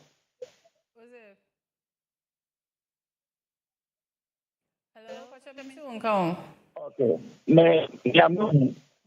Abe you ma abe ne say. Ayanda dan or the magana. Them ora no. Anya no kwa. Mengen they say Attorney General. If you have a substantial case, evidence, you not come on public to give that press conference. Once you don't have evidence, up to now, 1 year, one and a watch, a yen thrown a water by what that gun the whole. And I feel so just rate gold board here. $240 million. You lose. And the Miss Cano, I don't know, on board. Now it's a gold, the overcount. What did that? The dollar rate has come down. But as far as the dollar rate is still reading from there, I don't expect board to say that it's part of the game. It's very strong. Government is for most show it. Someone just all the time. That will be you should investigate. It's very serious. Ghana is mouth of public. Let us come to dinner radio. Any contribution our mind. Thank you so much. So the question is, wana na watching? So you see, Ghanaians, yes, the purchasing power has increased. Dollar has come down. Mimi was talking about economic performance, the indicators. Inflation rate is currently 6.3. Monetary policy rate around 18%. All these things happening, we expect the interest rate on loan to come down. But how is it as we speak now? Do we have a regulated range that every bank is supposed to have its interest rate? Even though as we speak, Yara, monetary policy rate is down. Ghana reference rate is down. But some banks' interest rate is as high as 27%. Some banks' interest rate is as high as 30%. Some banks' rate is as high as 26%. But I think there was something about the fact that if banks don't reduce their interest rates, there will be a crackdown on them also at a point. You see, when you go to the banking sector, it's something like Ghana with no price control. Even though government will lay a lot of foundation for you, like they expect you to calm down, but to extend, they will tell you that we have what we call the risk rate that they will add, and that risk rate is not determined by government. Okay, it's being determined by the bank. Exactly. Okay, so we have a caller on the line. Hello. Hello. Good morning. Thank you for calling Koko Digest Morning Show. Your name and where you're calling from, please. Okay, my name is Sam, calling from Kolebu. Okay, we'd like to hear from you. Thank you. Before I say anything, I wanted to banter what the other man, the caller who just called, said. You know, for me, I think criticizing this government within this month or a year, like being hard on them, no, it's now. Been at the previous government for 8 years, that a lot of things went wrong, that even their own entities were demanding the removal of finance minister. Nobody Ghana had 50 million dollars, and now we have Gold Board trying to resolve and pull down the economy for us in those things. What are you talking about? You're making losses 200 and something million. So what? The person who was asking this question, you know, did he ask the federal government about the losses that the Bank of Ghana made? And then talking about anyone who is disappointed that it's on an institution to positive or people who misuse our money. Why is this going to positive people? They are there to find out, receive information from people, and enhance or their special people. So if we have anything to say, or anybody to be disappointed about or for, Thank you so much for your contribution. So I think I heard him right. Yeah. He was saying that, you know, the other caller shouldn't be disappointed in this government because it's just been a year, 12 months. We've been with one government that has been in power for like 8 years and they didn't really do much. And we have to come and be fighting their battles for them. And so, who are they? Maybe there is one thing that elderly people say, agrobeswa if yanopa. And looking at what this government has done, everybody could attest to the fact, say, agrobeso. If nothing at all should happen, and as the president has planned, if it goes as he has planned, then it means we are going to experience a better Ghana that we all have been calling for. I just wanted to... That is why a lot of people are calling for the OSP to be scrapped. We have... that conversation. Yeah, that conversation. So, and my last thing I wanted to talk about is aspects of governance accountability. I talk about the accountability aspect and governance on the point of... I think we have another caller on the line. Hello? Hello. Yes, thank you so much for calling the Koko Digest Morning Show. Your name and where you're calling from? I'm calling here from Upper East. Okay. Hello. My name is Colin Yabide from Upper East, Louis. Okay. Yabide from Upper East. Okay, please proceed. I want to say good morning to you and your panelists. Good morning to you too. You see, we are in the country of hope and things that will make the Ghana to move forward again. So we have to stand on our feet and pray for the leaders so they're able to do well. Because we have to stop this camp partisan and other things that will not even bring the Ghana forward and other things. We have to become united. If the government is doing good, then we will support the government so that we will do good. Then we'll keep on talking about the other things that even happen, the worst government that are even past. People don't even talk about it because we don't want to remember the past. So let us come together and build the nation if the nation is good, it's for ourselves. It's not for anybody. So we have to stand on our feet and fight for it. Then leave this country. After NPP has gone, or after them he has died, UP will come. So let's forget about NPP. After them, they will make noise, and they are noise makers. If they are in the classroom, they are the noise makers. So let's forget about them. When UP comes, it will support the NDP, then everything will move forward. Thank you. Thank you very, very much for your contribution. Was talking about a new party?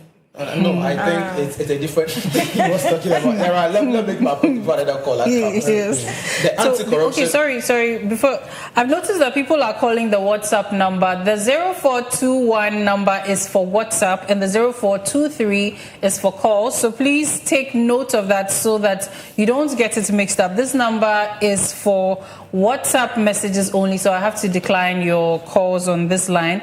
The call number is the 0423. That's the last 4 digits. Thank you. Now let's go. Yeah, so I think I was making a point. The anti-corruption aspect I've talked about, but the transparency and governance. We know government has introduced what we call government accountability series. What Mimi was talking about, and that is what we expect every government to do, and that is the best thing that this government has started with. That is government accountability series. I think somewhere last week or last 2 weeks, we saw the Attorney General once again to the media briefing us on what he has done on some cases and what he intends to do. So we pray that moving to 2026, government will do more of these things. And when President, after his own marking scheme for the various ministers and his appointees, realize that any of them is performing below his expectation, we expect the president to do very quick reshuffle. Even though previous governments, Ghanaians were calling for reshuffle in some of the appointments, but it was never done. But in this administration, we expect government to be doing this even per his own marking scheme. Right. The previous administration, they had a reshuffle. How many? It's 8 years. I think no. Kevin said it was never done. I'm just correcting. Okay, it was done, but there was one major everybody was calling for, which delayed. It's obvious. But I still want us to stay a bit, long on this issue. 30 seconds there. Yeah, the bit longer. 30 seconds there. All right, the Operation Recover All It. Yeah. It looks as though someone will say Ghanaians are requesting for more liver twist. Now that with all the economic indicators having said that it looks as though people have money in their pocket, they are really, really much, focused on accountability, trying to recover all the loots, monies that people have spent. They don't want them to go scot-free. Exactly. And so government has given them, free, how should I say, free lunch and all that. I mean, there's one in the US that... And so what ORA does is that they investigate and bring all these things into play. Then they hand over to Attorney General. And then Attorney General, over the year, he's had a whole lot of, issues on his table. So many addressed. And it got to a point that, you understand, Ghanaians were like, if you don't have like you claim, if you don't have the evidence to be able to charge them, don't come out and tell us this, and all that. Yeah. So, it was something that Ghanaians are looking forward to see prosecutions very early. Exactly. And so, when the Attorney General realized that there's more on his table, they introduced the OSP was actually around, but he's supposed to support the investigations and all that. And then there's been this issue about as to whether the findings of the aura and then the investigation as to whether whatever the aura, presented actually carries weight. In order to allow the Attorney General to, prosecute, take these people to court. Because if we are to count, there are so many cases. Even, I think early March or somewhere, it was reported that the cases alone on the Attorney General's table was about uncountable. Yeah. And so how do we deal with these things? And then Ghanaians are calling. They want to see, actions, persecutions and all that. That has actually drawn my attention to something. So Aura does the diggings. Yes. They do the investigations and then they present it to the Attorney General. And then Attorney General hands it over to the OSP. No, the Attorney General takes charge. He checks, he waits to see if there are, enough evidence to be able to take them to court. So it is the Attorney General who recovered the loot. What the aura does is to, bring their findings. So what's the role of the OSP? So let me come a little bit. Okay. Aura is like crystal blowers. Oh, okay. We've seen there is a smoke here. So OSP, there is a smoke here.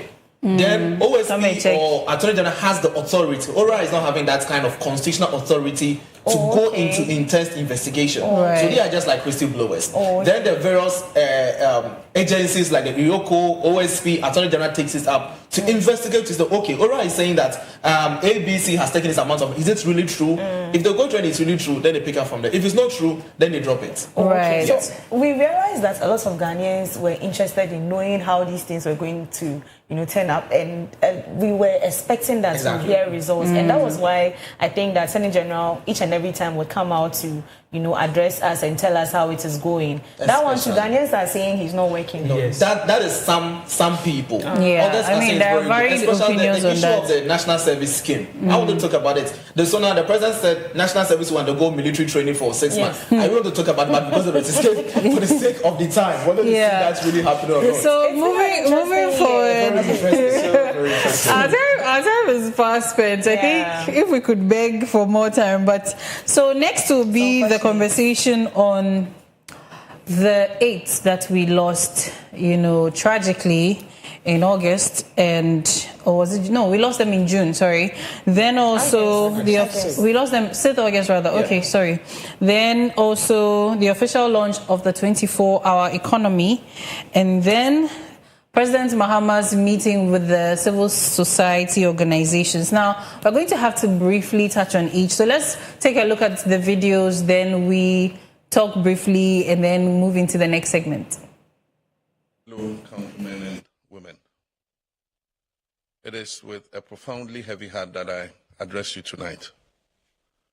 Yesterday, a tragic helicopter crash in Adansia Krofom claimed the lives of 8 cherished members of our Ghanaian family.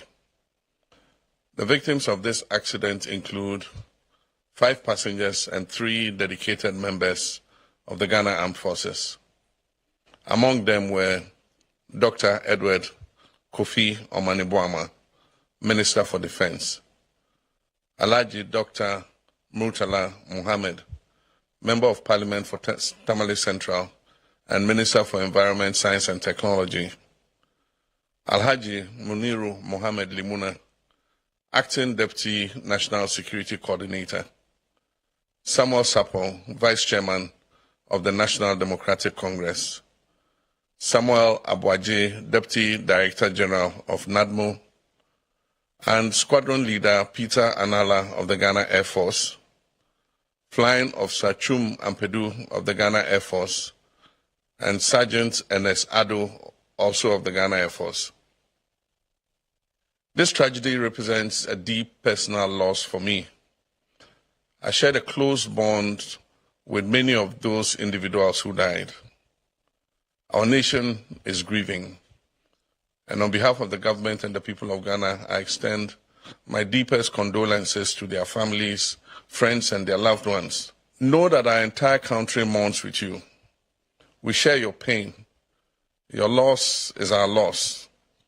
A loss of dedicated public servants, intellectuals, and individuals who tirelessly worked for a better Ghana. We are under no illusions. The path is going to be challenging, but we will succeed.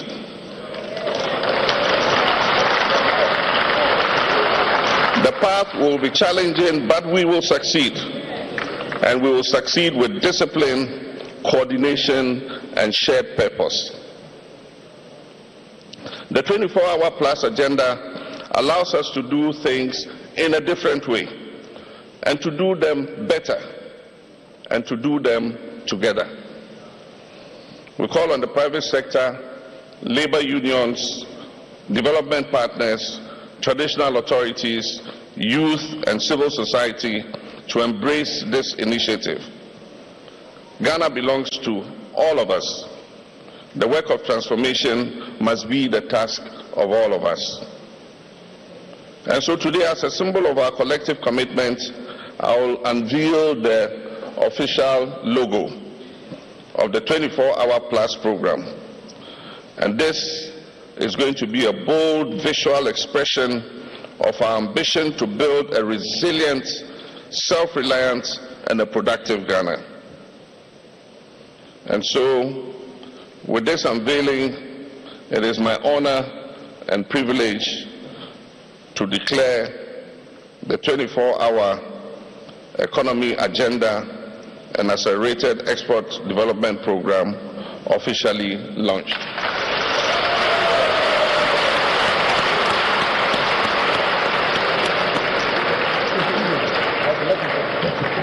Let us rise to this task with unity, courage, and resolve. May God bless our homeland Ghana and make our nation great and strong. Thank you very much. We're the ones that were producing more gold. Today I can tell you. We're the ones that were producing more gold. Today I can tell you. We're the ones that were producing more gold. Today I can tell you. We're the ones that were producing more gold. Today I can tell you. We're the ones that were producing more gold. Today I can tell you. We're the ones that were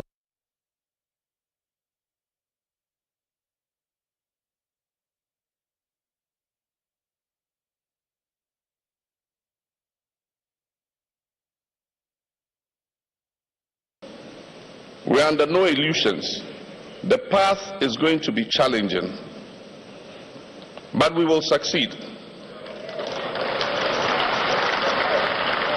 Yes, so those were excerpts from the conversations that our president had with us at various times. The very first one was the address by the president with regards to the 8 lives we lost in August.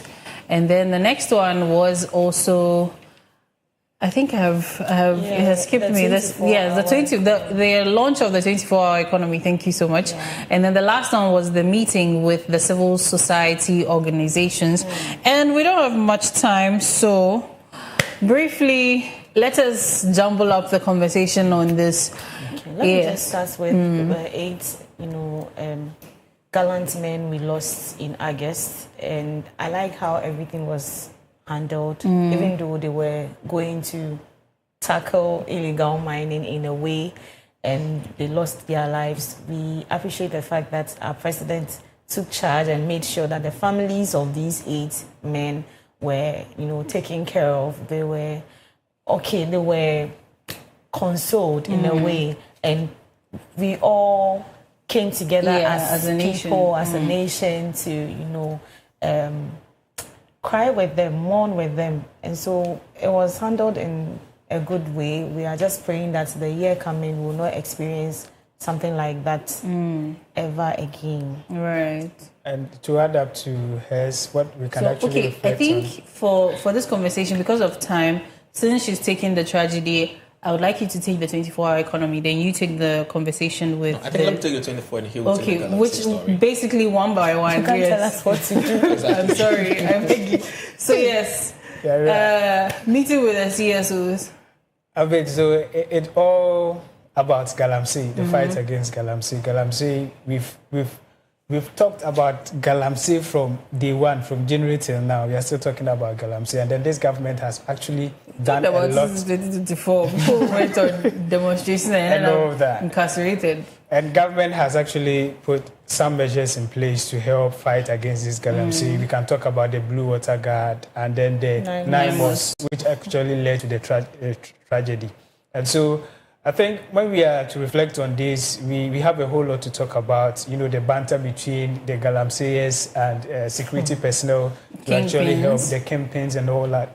There's a whole lot of conversation. The ripple effect of Galamsey, our water bodies being destroyed, and our forest reserves. And recently, we had government, not that we had government actually repeal the LI 2462, which actually gives permission for people to mine in forest reserves, which of course was something Ghanaians were fighting for, government to actually repeal. And it got to a point that Ghanaians were asking the president to declare state of emergency because of the state of our water bodies and all that, which of course the president actually said we've not exhausted the other, reforms that we have. The state of emergency should be the last resort and all that. And so reflecting on Galamsey and all that, we have a whole lot to talk about because you are pressured. Let me just allow Clement. Yes, Kevin, touch on the 24-hour economy for us briefly. I think my time is just only 1 minute. Yeah. But how time is going, I have nothing to say. So just say thank you. Yes, just to say thank you. Since producers are on our net. But away from that, let me just say this: that 24-hour economy, proud to the election, made us understand it's for the purpose of 3 shifts. You work morning, afternoon, evening.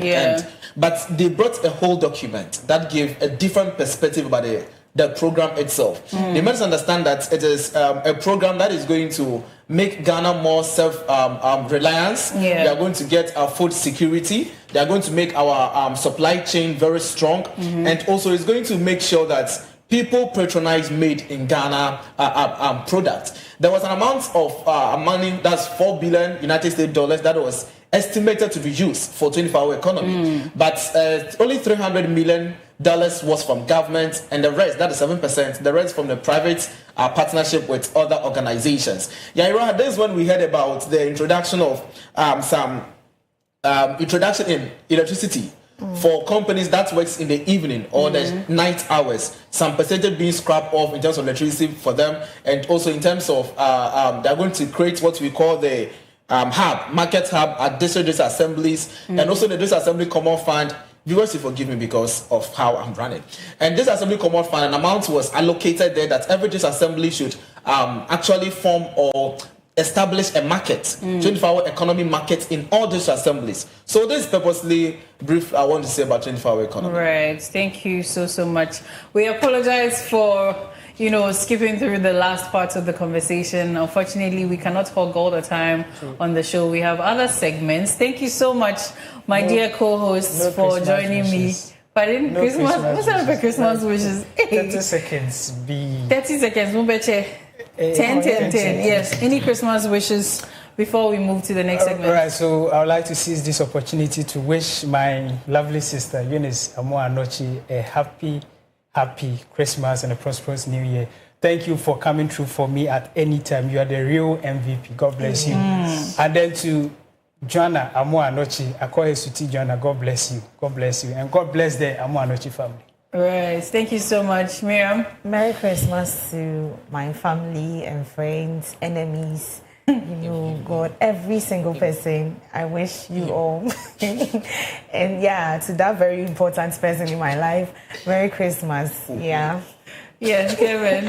So I want to wish a Merry Christmas and a prosperous New Year to the Kwei family in Takrade and also the Edu family in Intraban, and also to Kasua, you're watching me. Merry Christmas to you, and to the Wasa East Youth Empire family and the entire Clock TV. I want to wish my godfather I met in Clocksack, Pastor Bayo, Merry Christmas and a prosperous New Year to you. All right. Thank you so much for your wishes.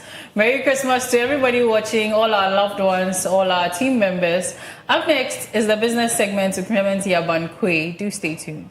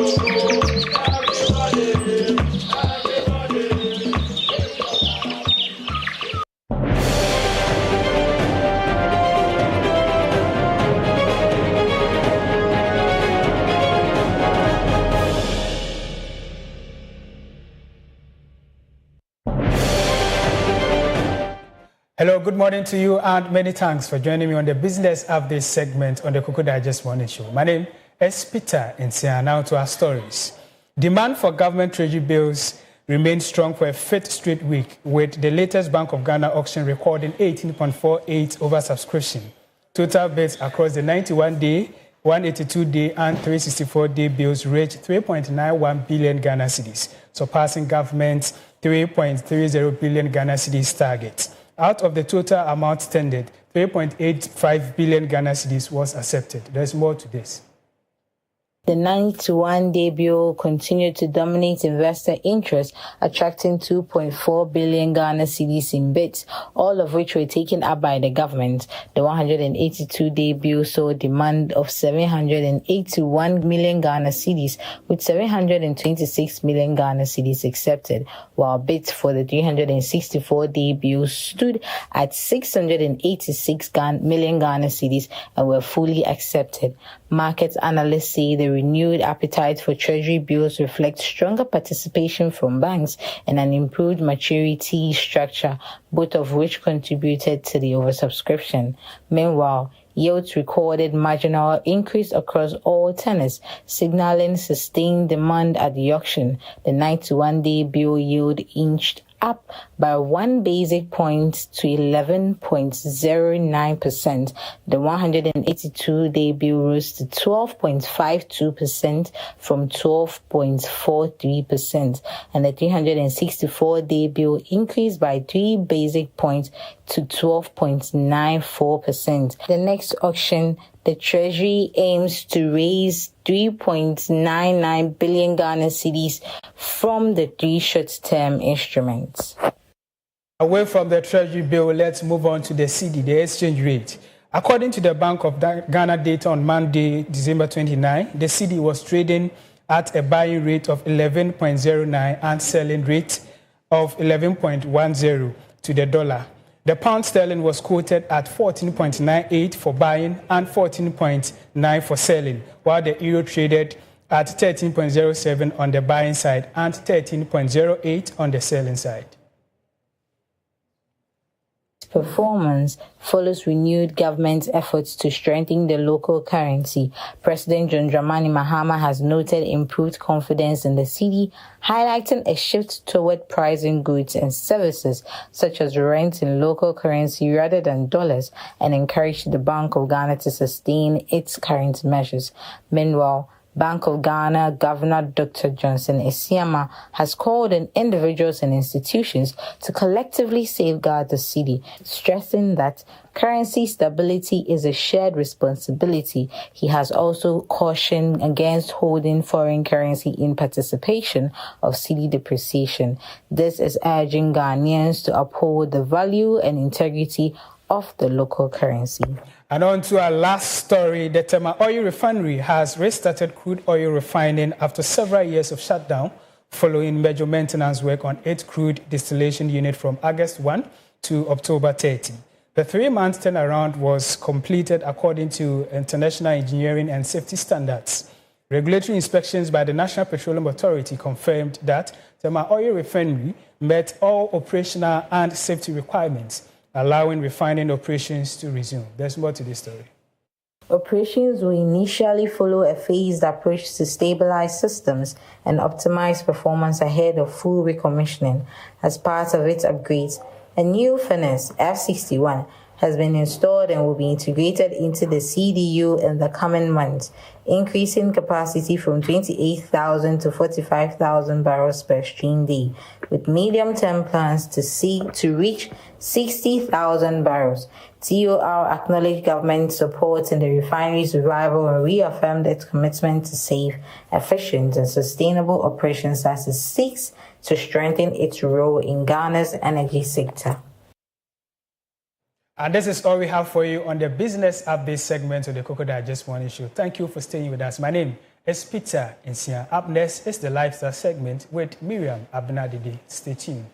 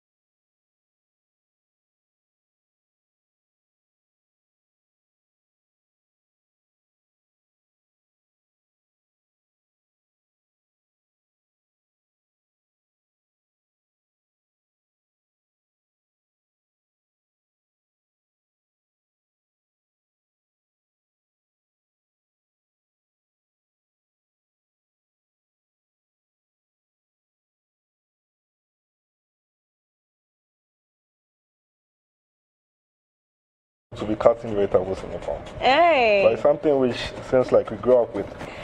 Then we are all because my chopping board is just somewhere. Mini time. Not vegetable.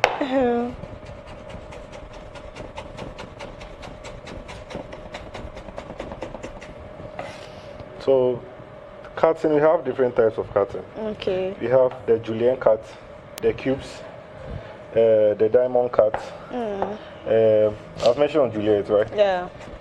Yeah, Juliet. Julienne. Hey, Julienne. Julienne cut, diamond. Diamond, and then cubes. Cubes. Okay. But I have So which one is this? This almost.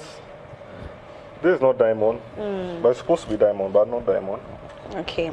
Yeah, so this is just a cut from me.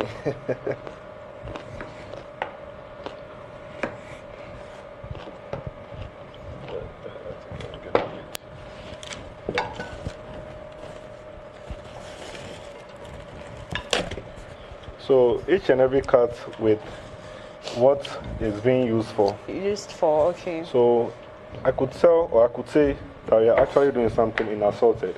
Okay. The assorted comes with different proteins, which is the chicken, sausage, and egg. Okay. So each and every assorted meal, we cut the vegetables to be in the straight form. Oh, okay. So assorted rice. Yeah. Assorted. So we have the assorted vegetables as well.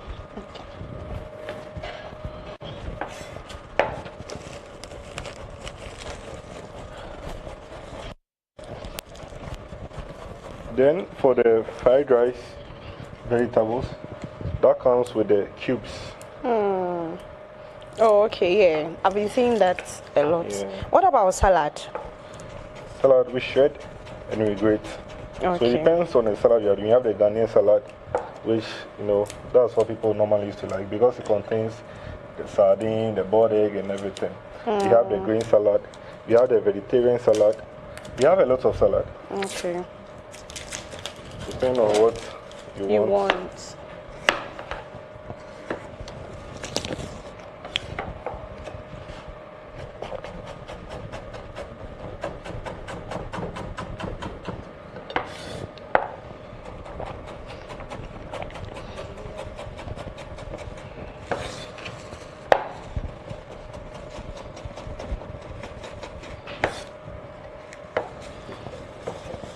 So we're done with our carrots. Okay. We'll move on to the next. Nicely sliced. Yep.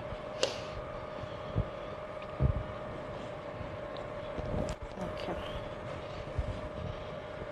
We'll move on, which is the onions. Onions. Bear in mind, you are doing assorted, so everything has to be long. Okay.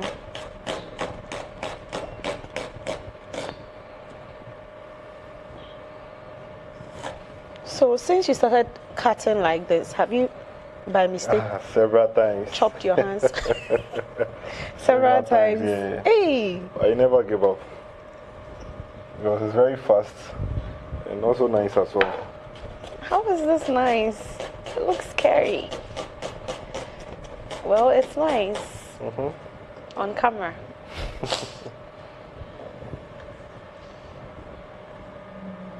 So there was a time we had a game. I think that was 8th March at Pimpamsey Hotel. Okay. You know, anytime you visit Capos, you always have to lunch at Pimpamsey Hotel. So we had a game on 6th March.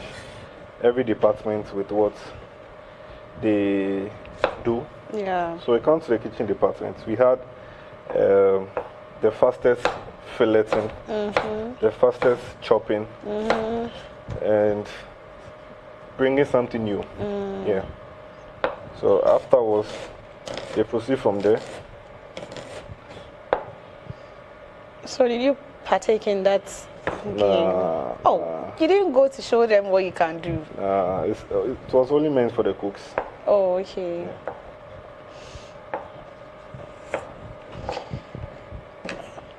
So, Chef, since this is a lifestyle segment, I mostly like to discuss life issues and other things. Maybe anything that concerns your life might concern our viewers. So, as a chef, how has that affected your relationship in a way? I mean, talking about relationship. Yes. That's very difficult. Yeah, because when you're in the kitchen, you're not supposed to use a phone. Okay. So your partner will find it difficult to understand that situation because you're not supposed to use your phone in the kitchen, and when you're not done with what you're doing, you can't move out. It's true. Yeah. So it's quite challenging though. Unless you have someone who has that experience, knows what you are going through and everything. So relationship, Charlie, but God being so good. You have someone who understands. I have someone who understands me. Crack it.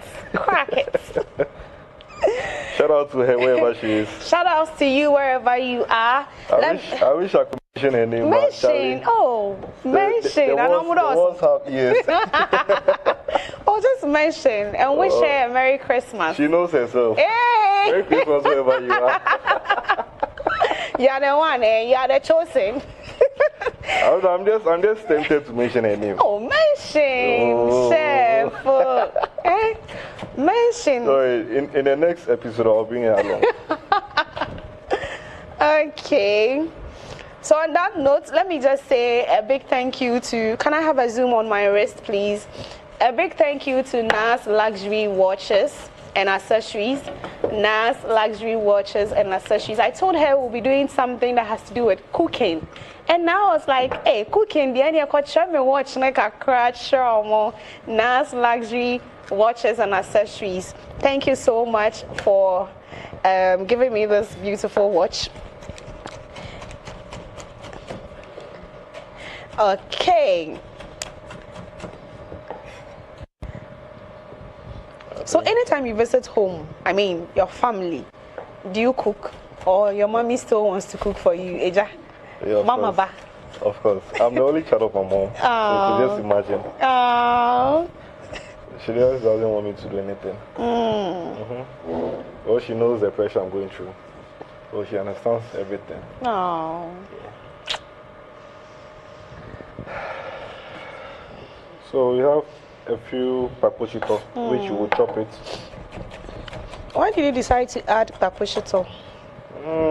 It brings a good flavor and nice. Okay. So just a little will help. Okay.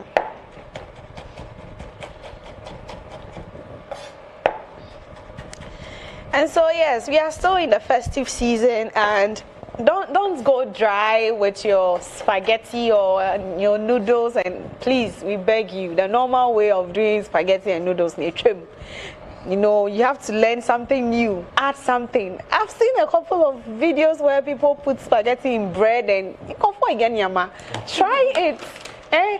All you need is your washroom in your house. You have a neat, you try it, then you bring everything out. I'm sorry, but that was just by the way. Be daring, be audacious, learn something new. And yes, so we are cutting our sausages now. And everything's supposed to be long. Oh, okay. So this is really going to be nice. Really, really, really going to be nice.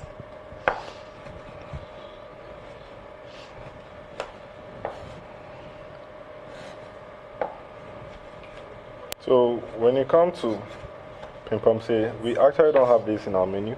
Okay. But you could ask of anything. We're always available for you. Oh, okay. So I can place my own order. Yeah. I remember someone who has a low spend count. That's always getting close. So we had nurses which came around to educate us and everything. Okay. Which you're supposed to excuse yourself from the fire for like 5 minutes or something. Come back. Yeah.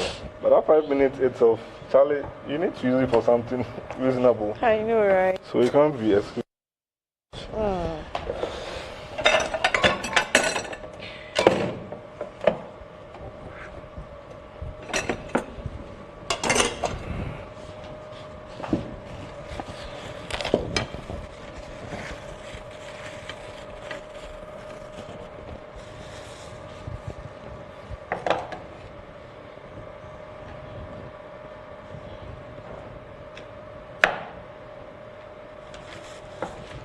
There's another way of doing this too. After cutting the sausage or dividing it, you apply a little bit of corn flour or normal flour. Okay. Passing through the breadcrumbs back to the egg wash again. Then pass it through pakoshito as well. Oh, okay. Yeah. So it's all about being creative.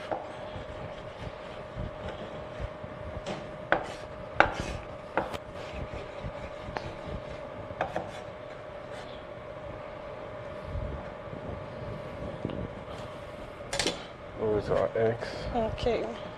So you need to make sure that everything is chopped, everything is sliced before you proceed. Oh, okay.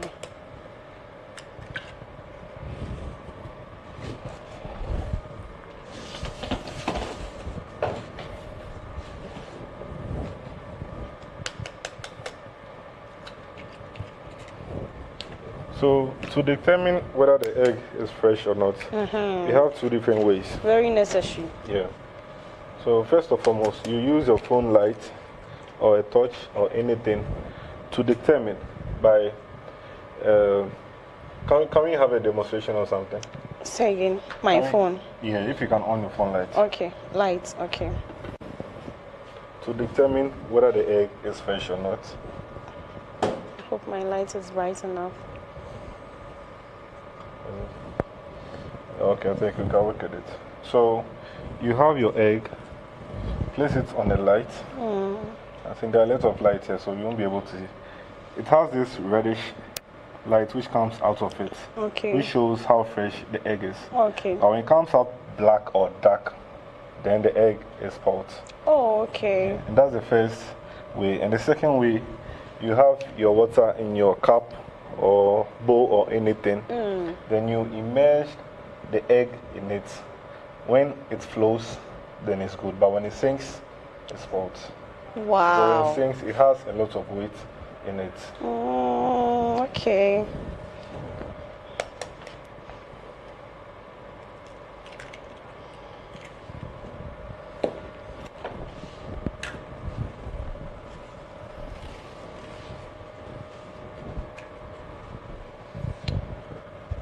I think we are done with our proteins and vegetables.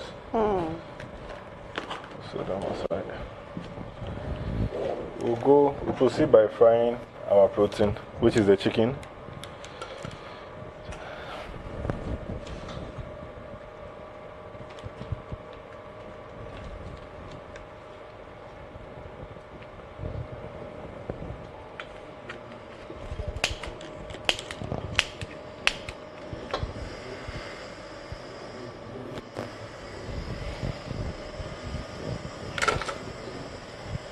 So at what point is the lettuce and cabbages going to go in? Yeah, so the lettuce will be the base.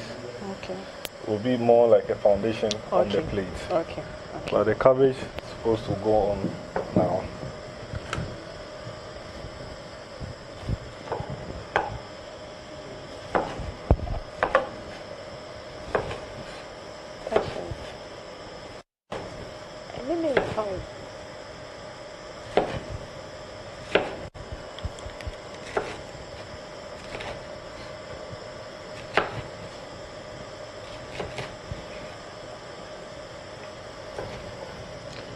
So let's look at some of the mistakes some people do when they are serving, guests. Let's just look at basic etiquettes when it comes to serving. As a chef, if you can, what are the do's and don'ts when it comes to serving somebody? A few of each would do. Okay, so serving someone needs to be neat.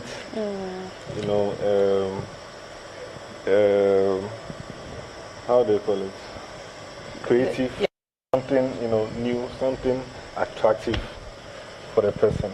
So maybe when you're working on something which you're not even sure of it, you need to make sure that your decoration and everything is on point. So the decoration itself, even if the person wants to maybe have a report or something, based on the decoration, the acts and things you have on it, you could just settle the person down. So it's very necessary to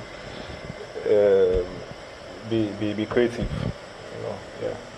Chef, let's look at, your longest cooking duration. How long did it take, that particular meal? I could say maybe 2 hours. No, an hour for one dish. Yeah, an hour. That was one of the hardest and toughest dish I could say. An hour? Yeah, an hour to make that one particular dish. What dish was that? And one more, that's the name. The name. I see. So when it comes to local dishes like abem kwai, rerem kwai, those kind of. Oh yeah. What the course line and so on, I say, like it's just the fries and Not really.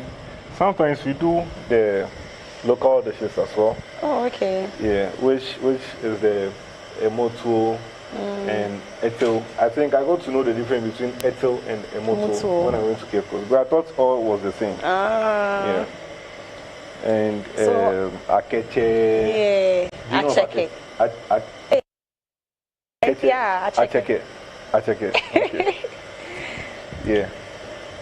You've not lived in Ghana for a long time, right? Huh?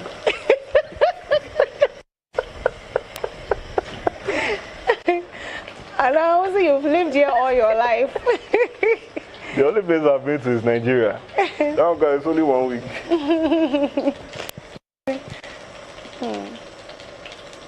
So our protein, is entering the oil. We can see the eaters around. The eaters are around. Why is the oil like that? Why are we having foamy? What's making it happen that way? Because of the salt. Ah, the sauce. Yeah, the salt. Oh, okay.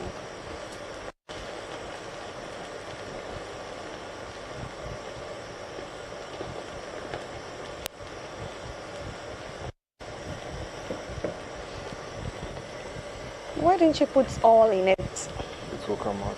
Oh, okay. It's not easy to be a chef, Sagar.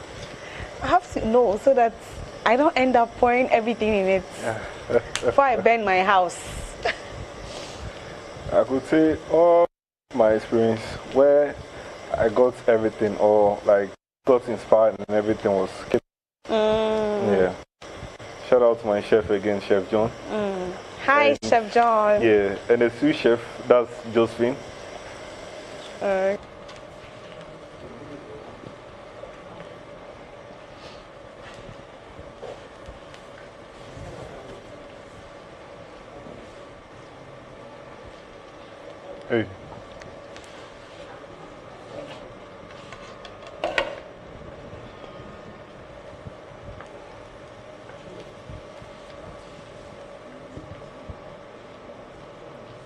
Protein all lost.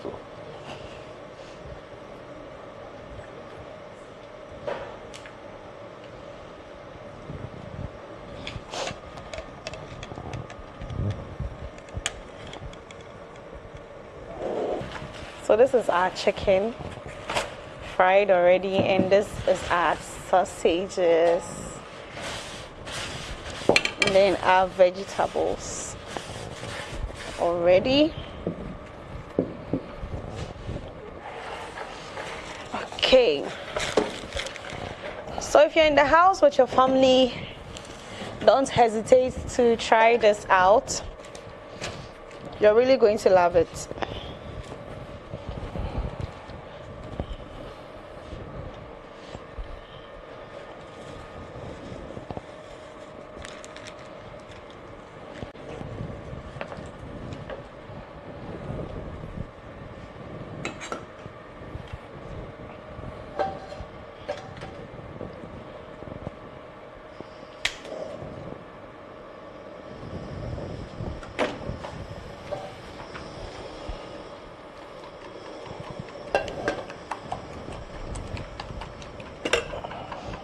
So if we don't have a whisker in the house, what do we use?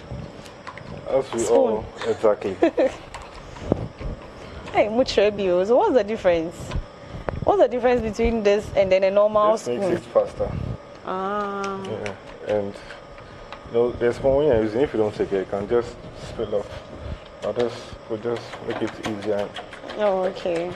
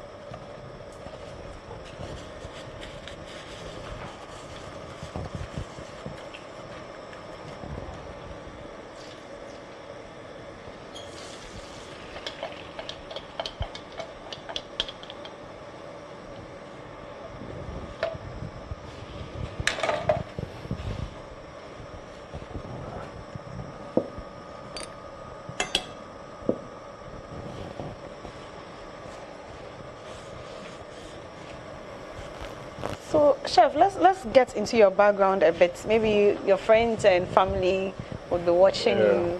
Why did you start your education? I mean, your schooling. Okay. So I started from MOH. I don't know if you know of them. Ministry of Health Basic School. No, okay. Yeah. Here in Accra. Yeah, around Kolebu or inside Kolebu Teaching Hospital. Then I went to Prince Boateng Memorial School at Nsawam. So I think that was SHS. I went to the Great Kateko. What's Kateko? Senior High Technical School. Yeah, somewhere. So that's why I went to my SHS. And I offered building and construction. Yeah. So a lot of my friends were all thinking, so how come as a building and construction student, you just directed everything to catering aspects? Everything. Why didn't you pursue building and construction? Charlie, them things had too much. You had too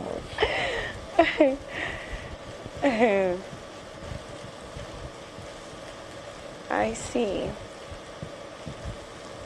And I'm currently schooling as well, working in schooling. Okay. At UCC, oh, Hospitality okay. Management. Oh, okay. Yeah.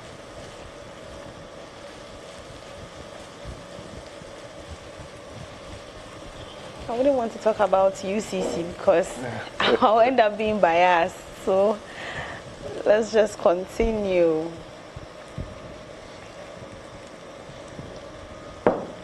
So we have our pepper and then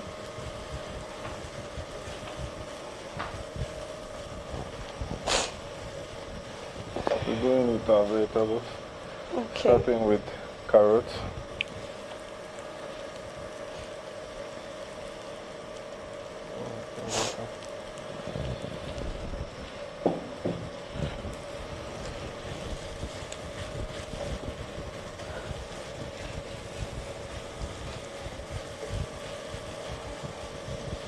A little bit taste.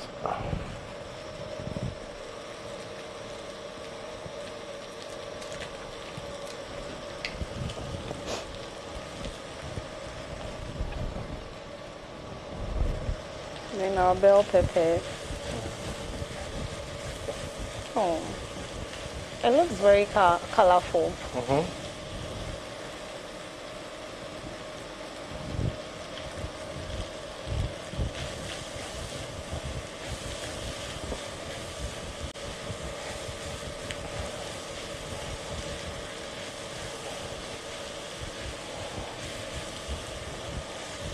So the carrots have to be very soft. Okay. We'll also be putting it in a tortilla. So it has to be soft enough. Would you like to have a taste of the carrot? Sure.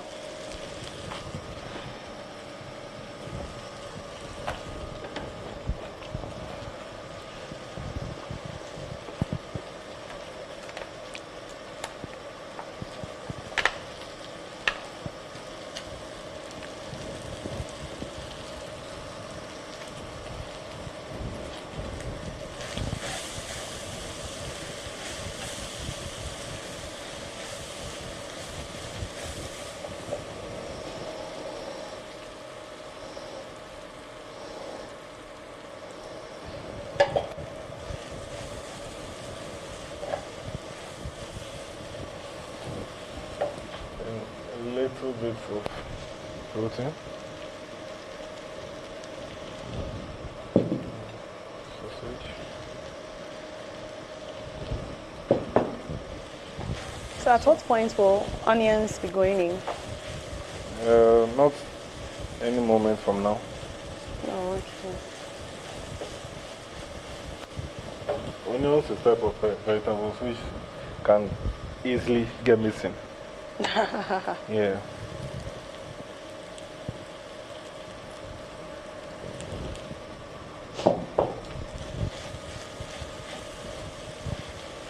Oh. So if you get to this stage and want to change your mind, you can add your rice.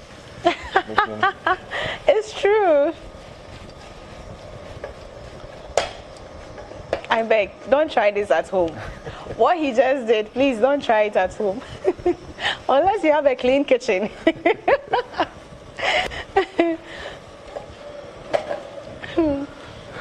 So we put in our spaghetti as well. Okay.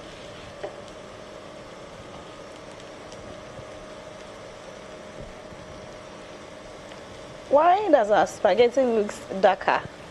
Did you add something to it? Yeah, you added a little bit of dark sauce. Okay. Yeah, just to change the color. Okay, let's go with fuel. Just a little bit.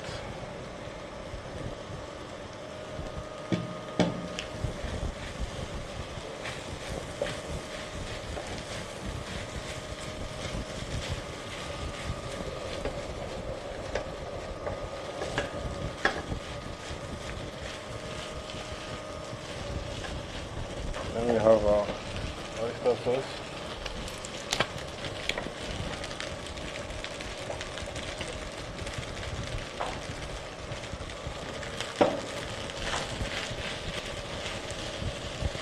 Can I ask a quick question? Sure. You've tried all the pizzas before, I guess. Yeah. Pepperoni pizza, Yes. pork pizza, and all those things. Have you tried pizza with chili? Pizza Chili. which has a little bit of chili. No. You haven't. So it's actually part of my menu at my menu restaurant. You know, always trying to. Don't create you think something. we need you in Accra? Because you can't give Cape Coast, people in Cape Coast all the recipes. Come to Accra, we beg. We normally used to take the normal pizza, which the toppings comes with the tomato sauce and everything. But this has a little bit of chili in it. Okay. So just imagine, how is it going to taste? Eating pizza with chili.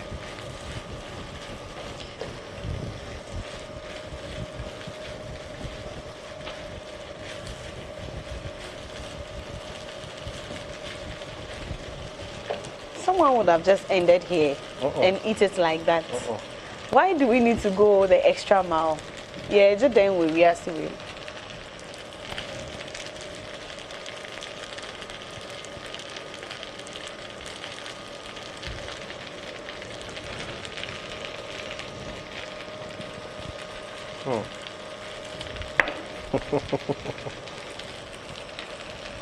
What's happening?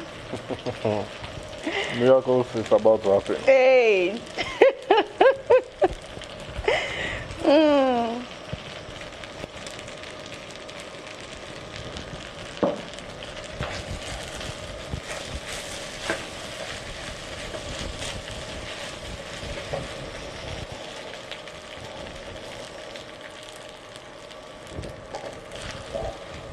Not forgetting our paposhito.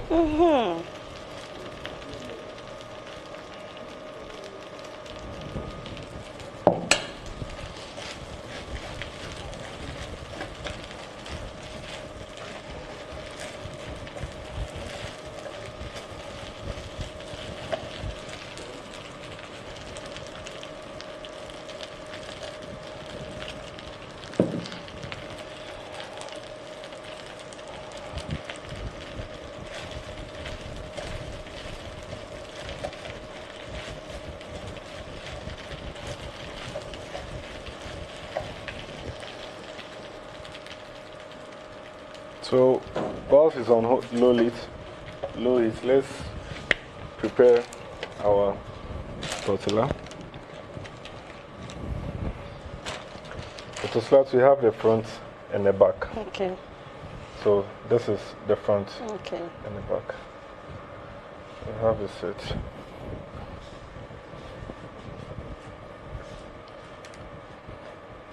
I think we have to set another pan hot. I have to do a little bit of mixtures.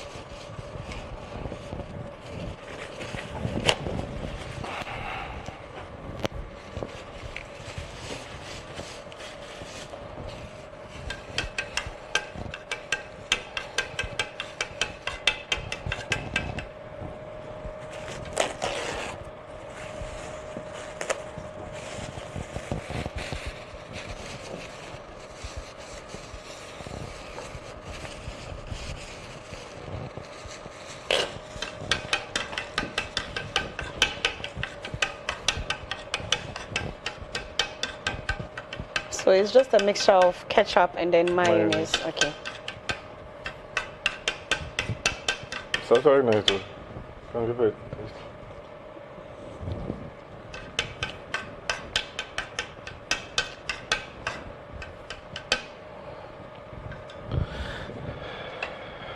Okay. So we start.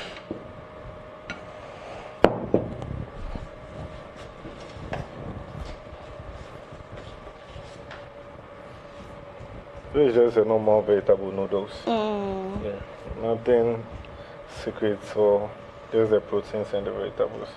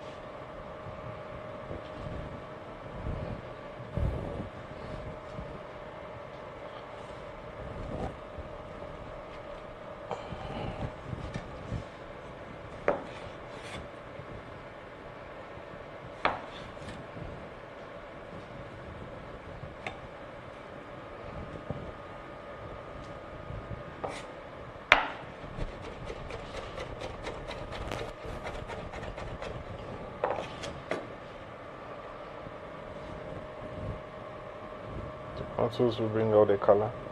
Okay.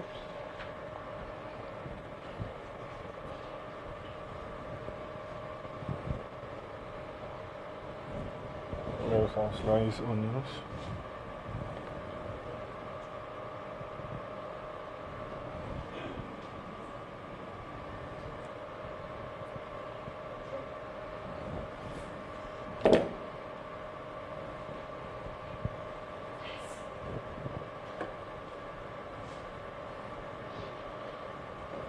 And then you start to wrap it.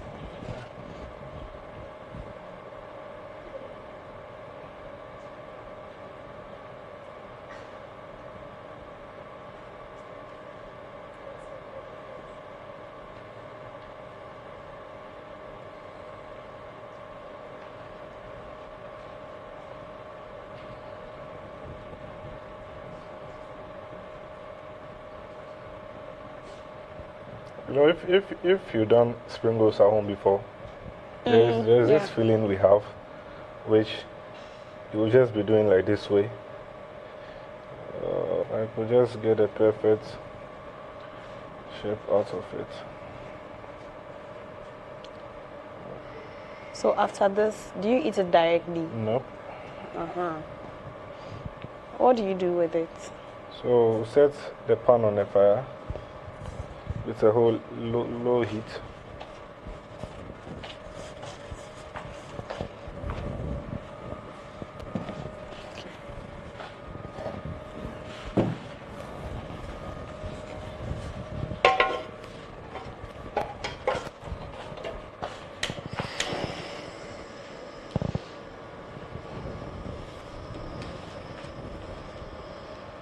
I can't wait to taste it.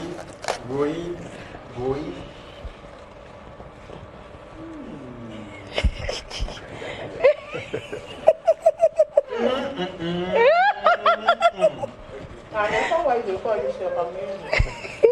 Amazing, chef.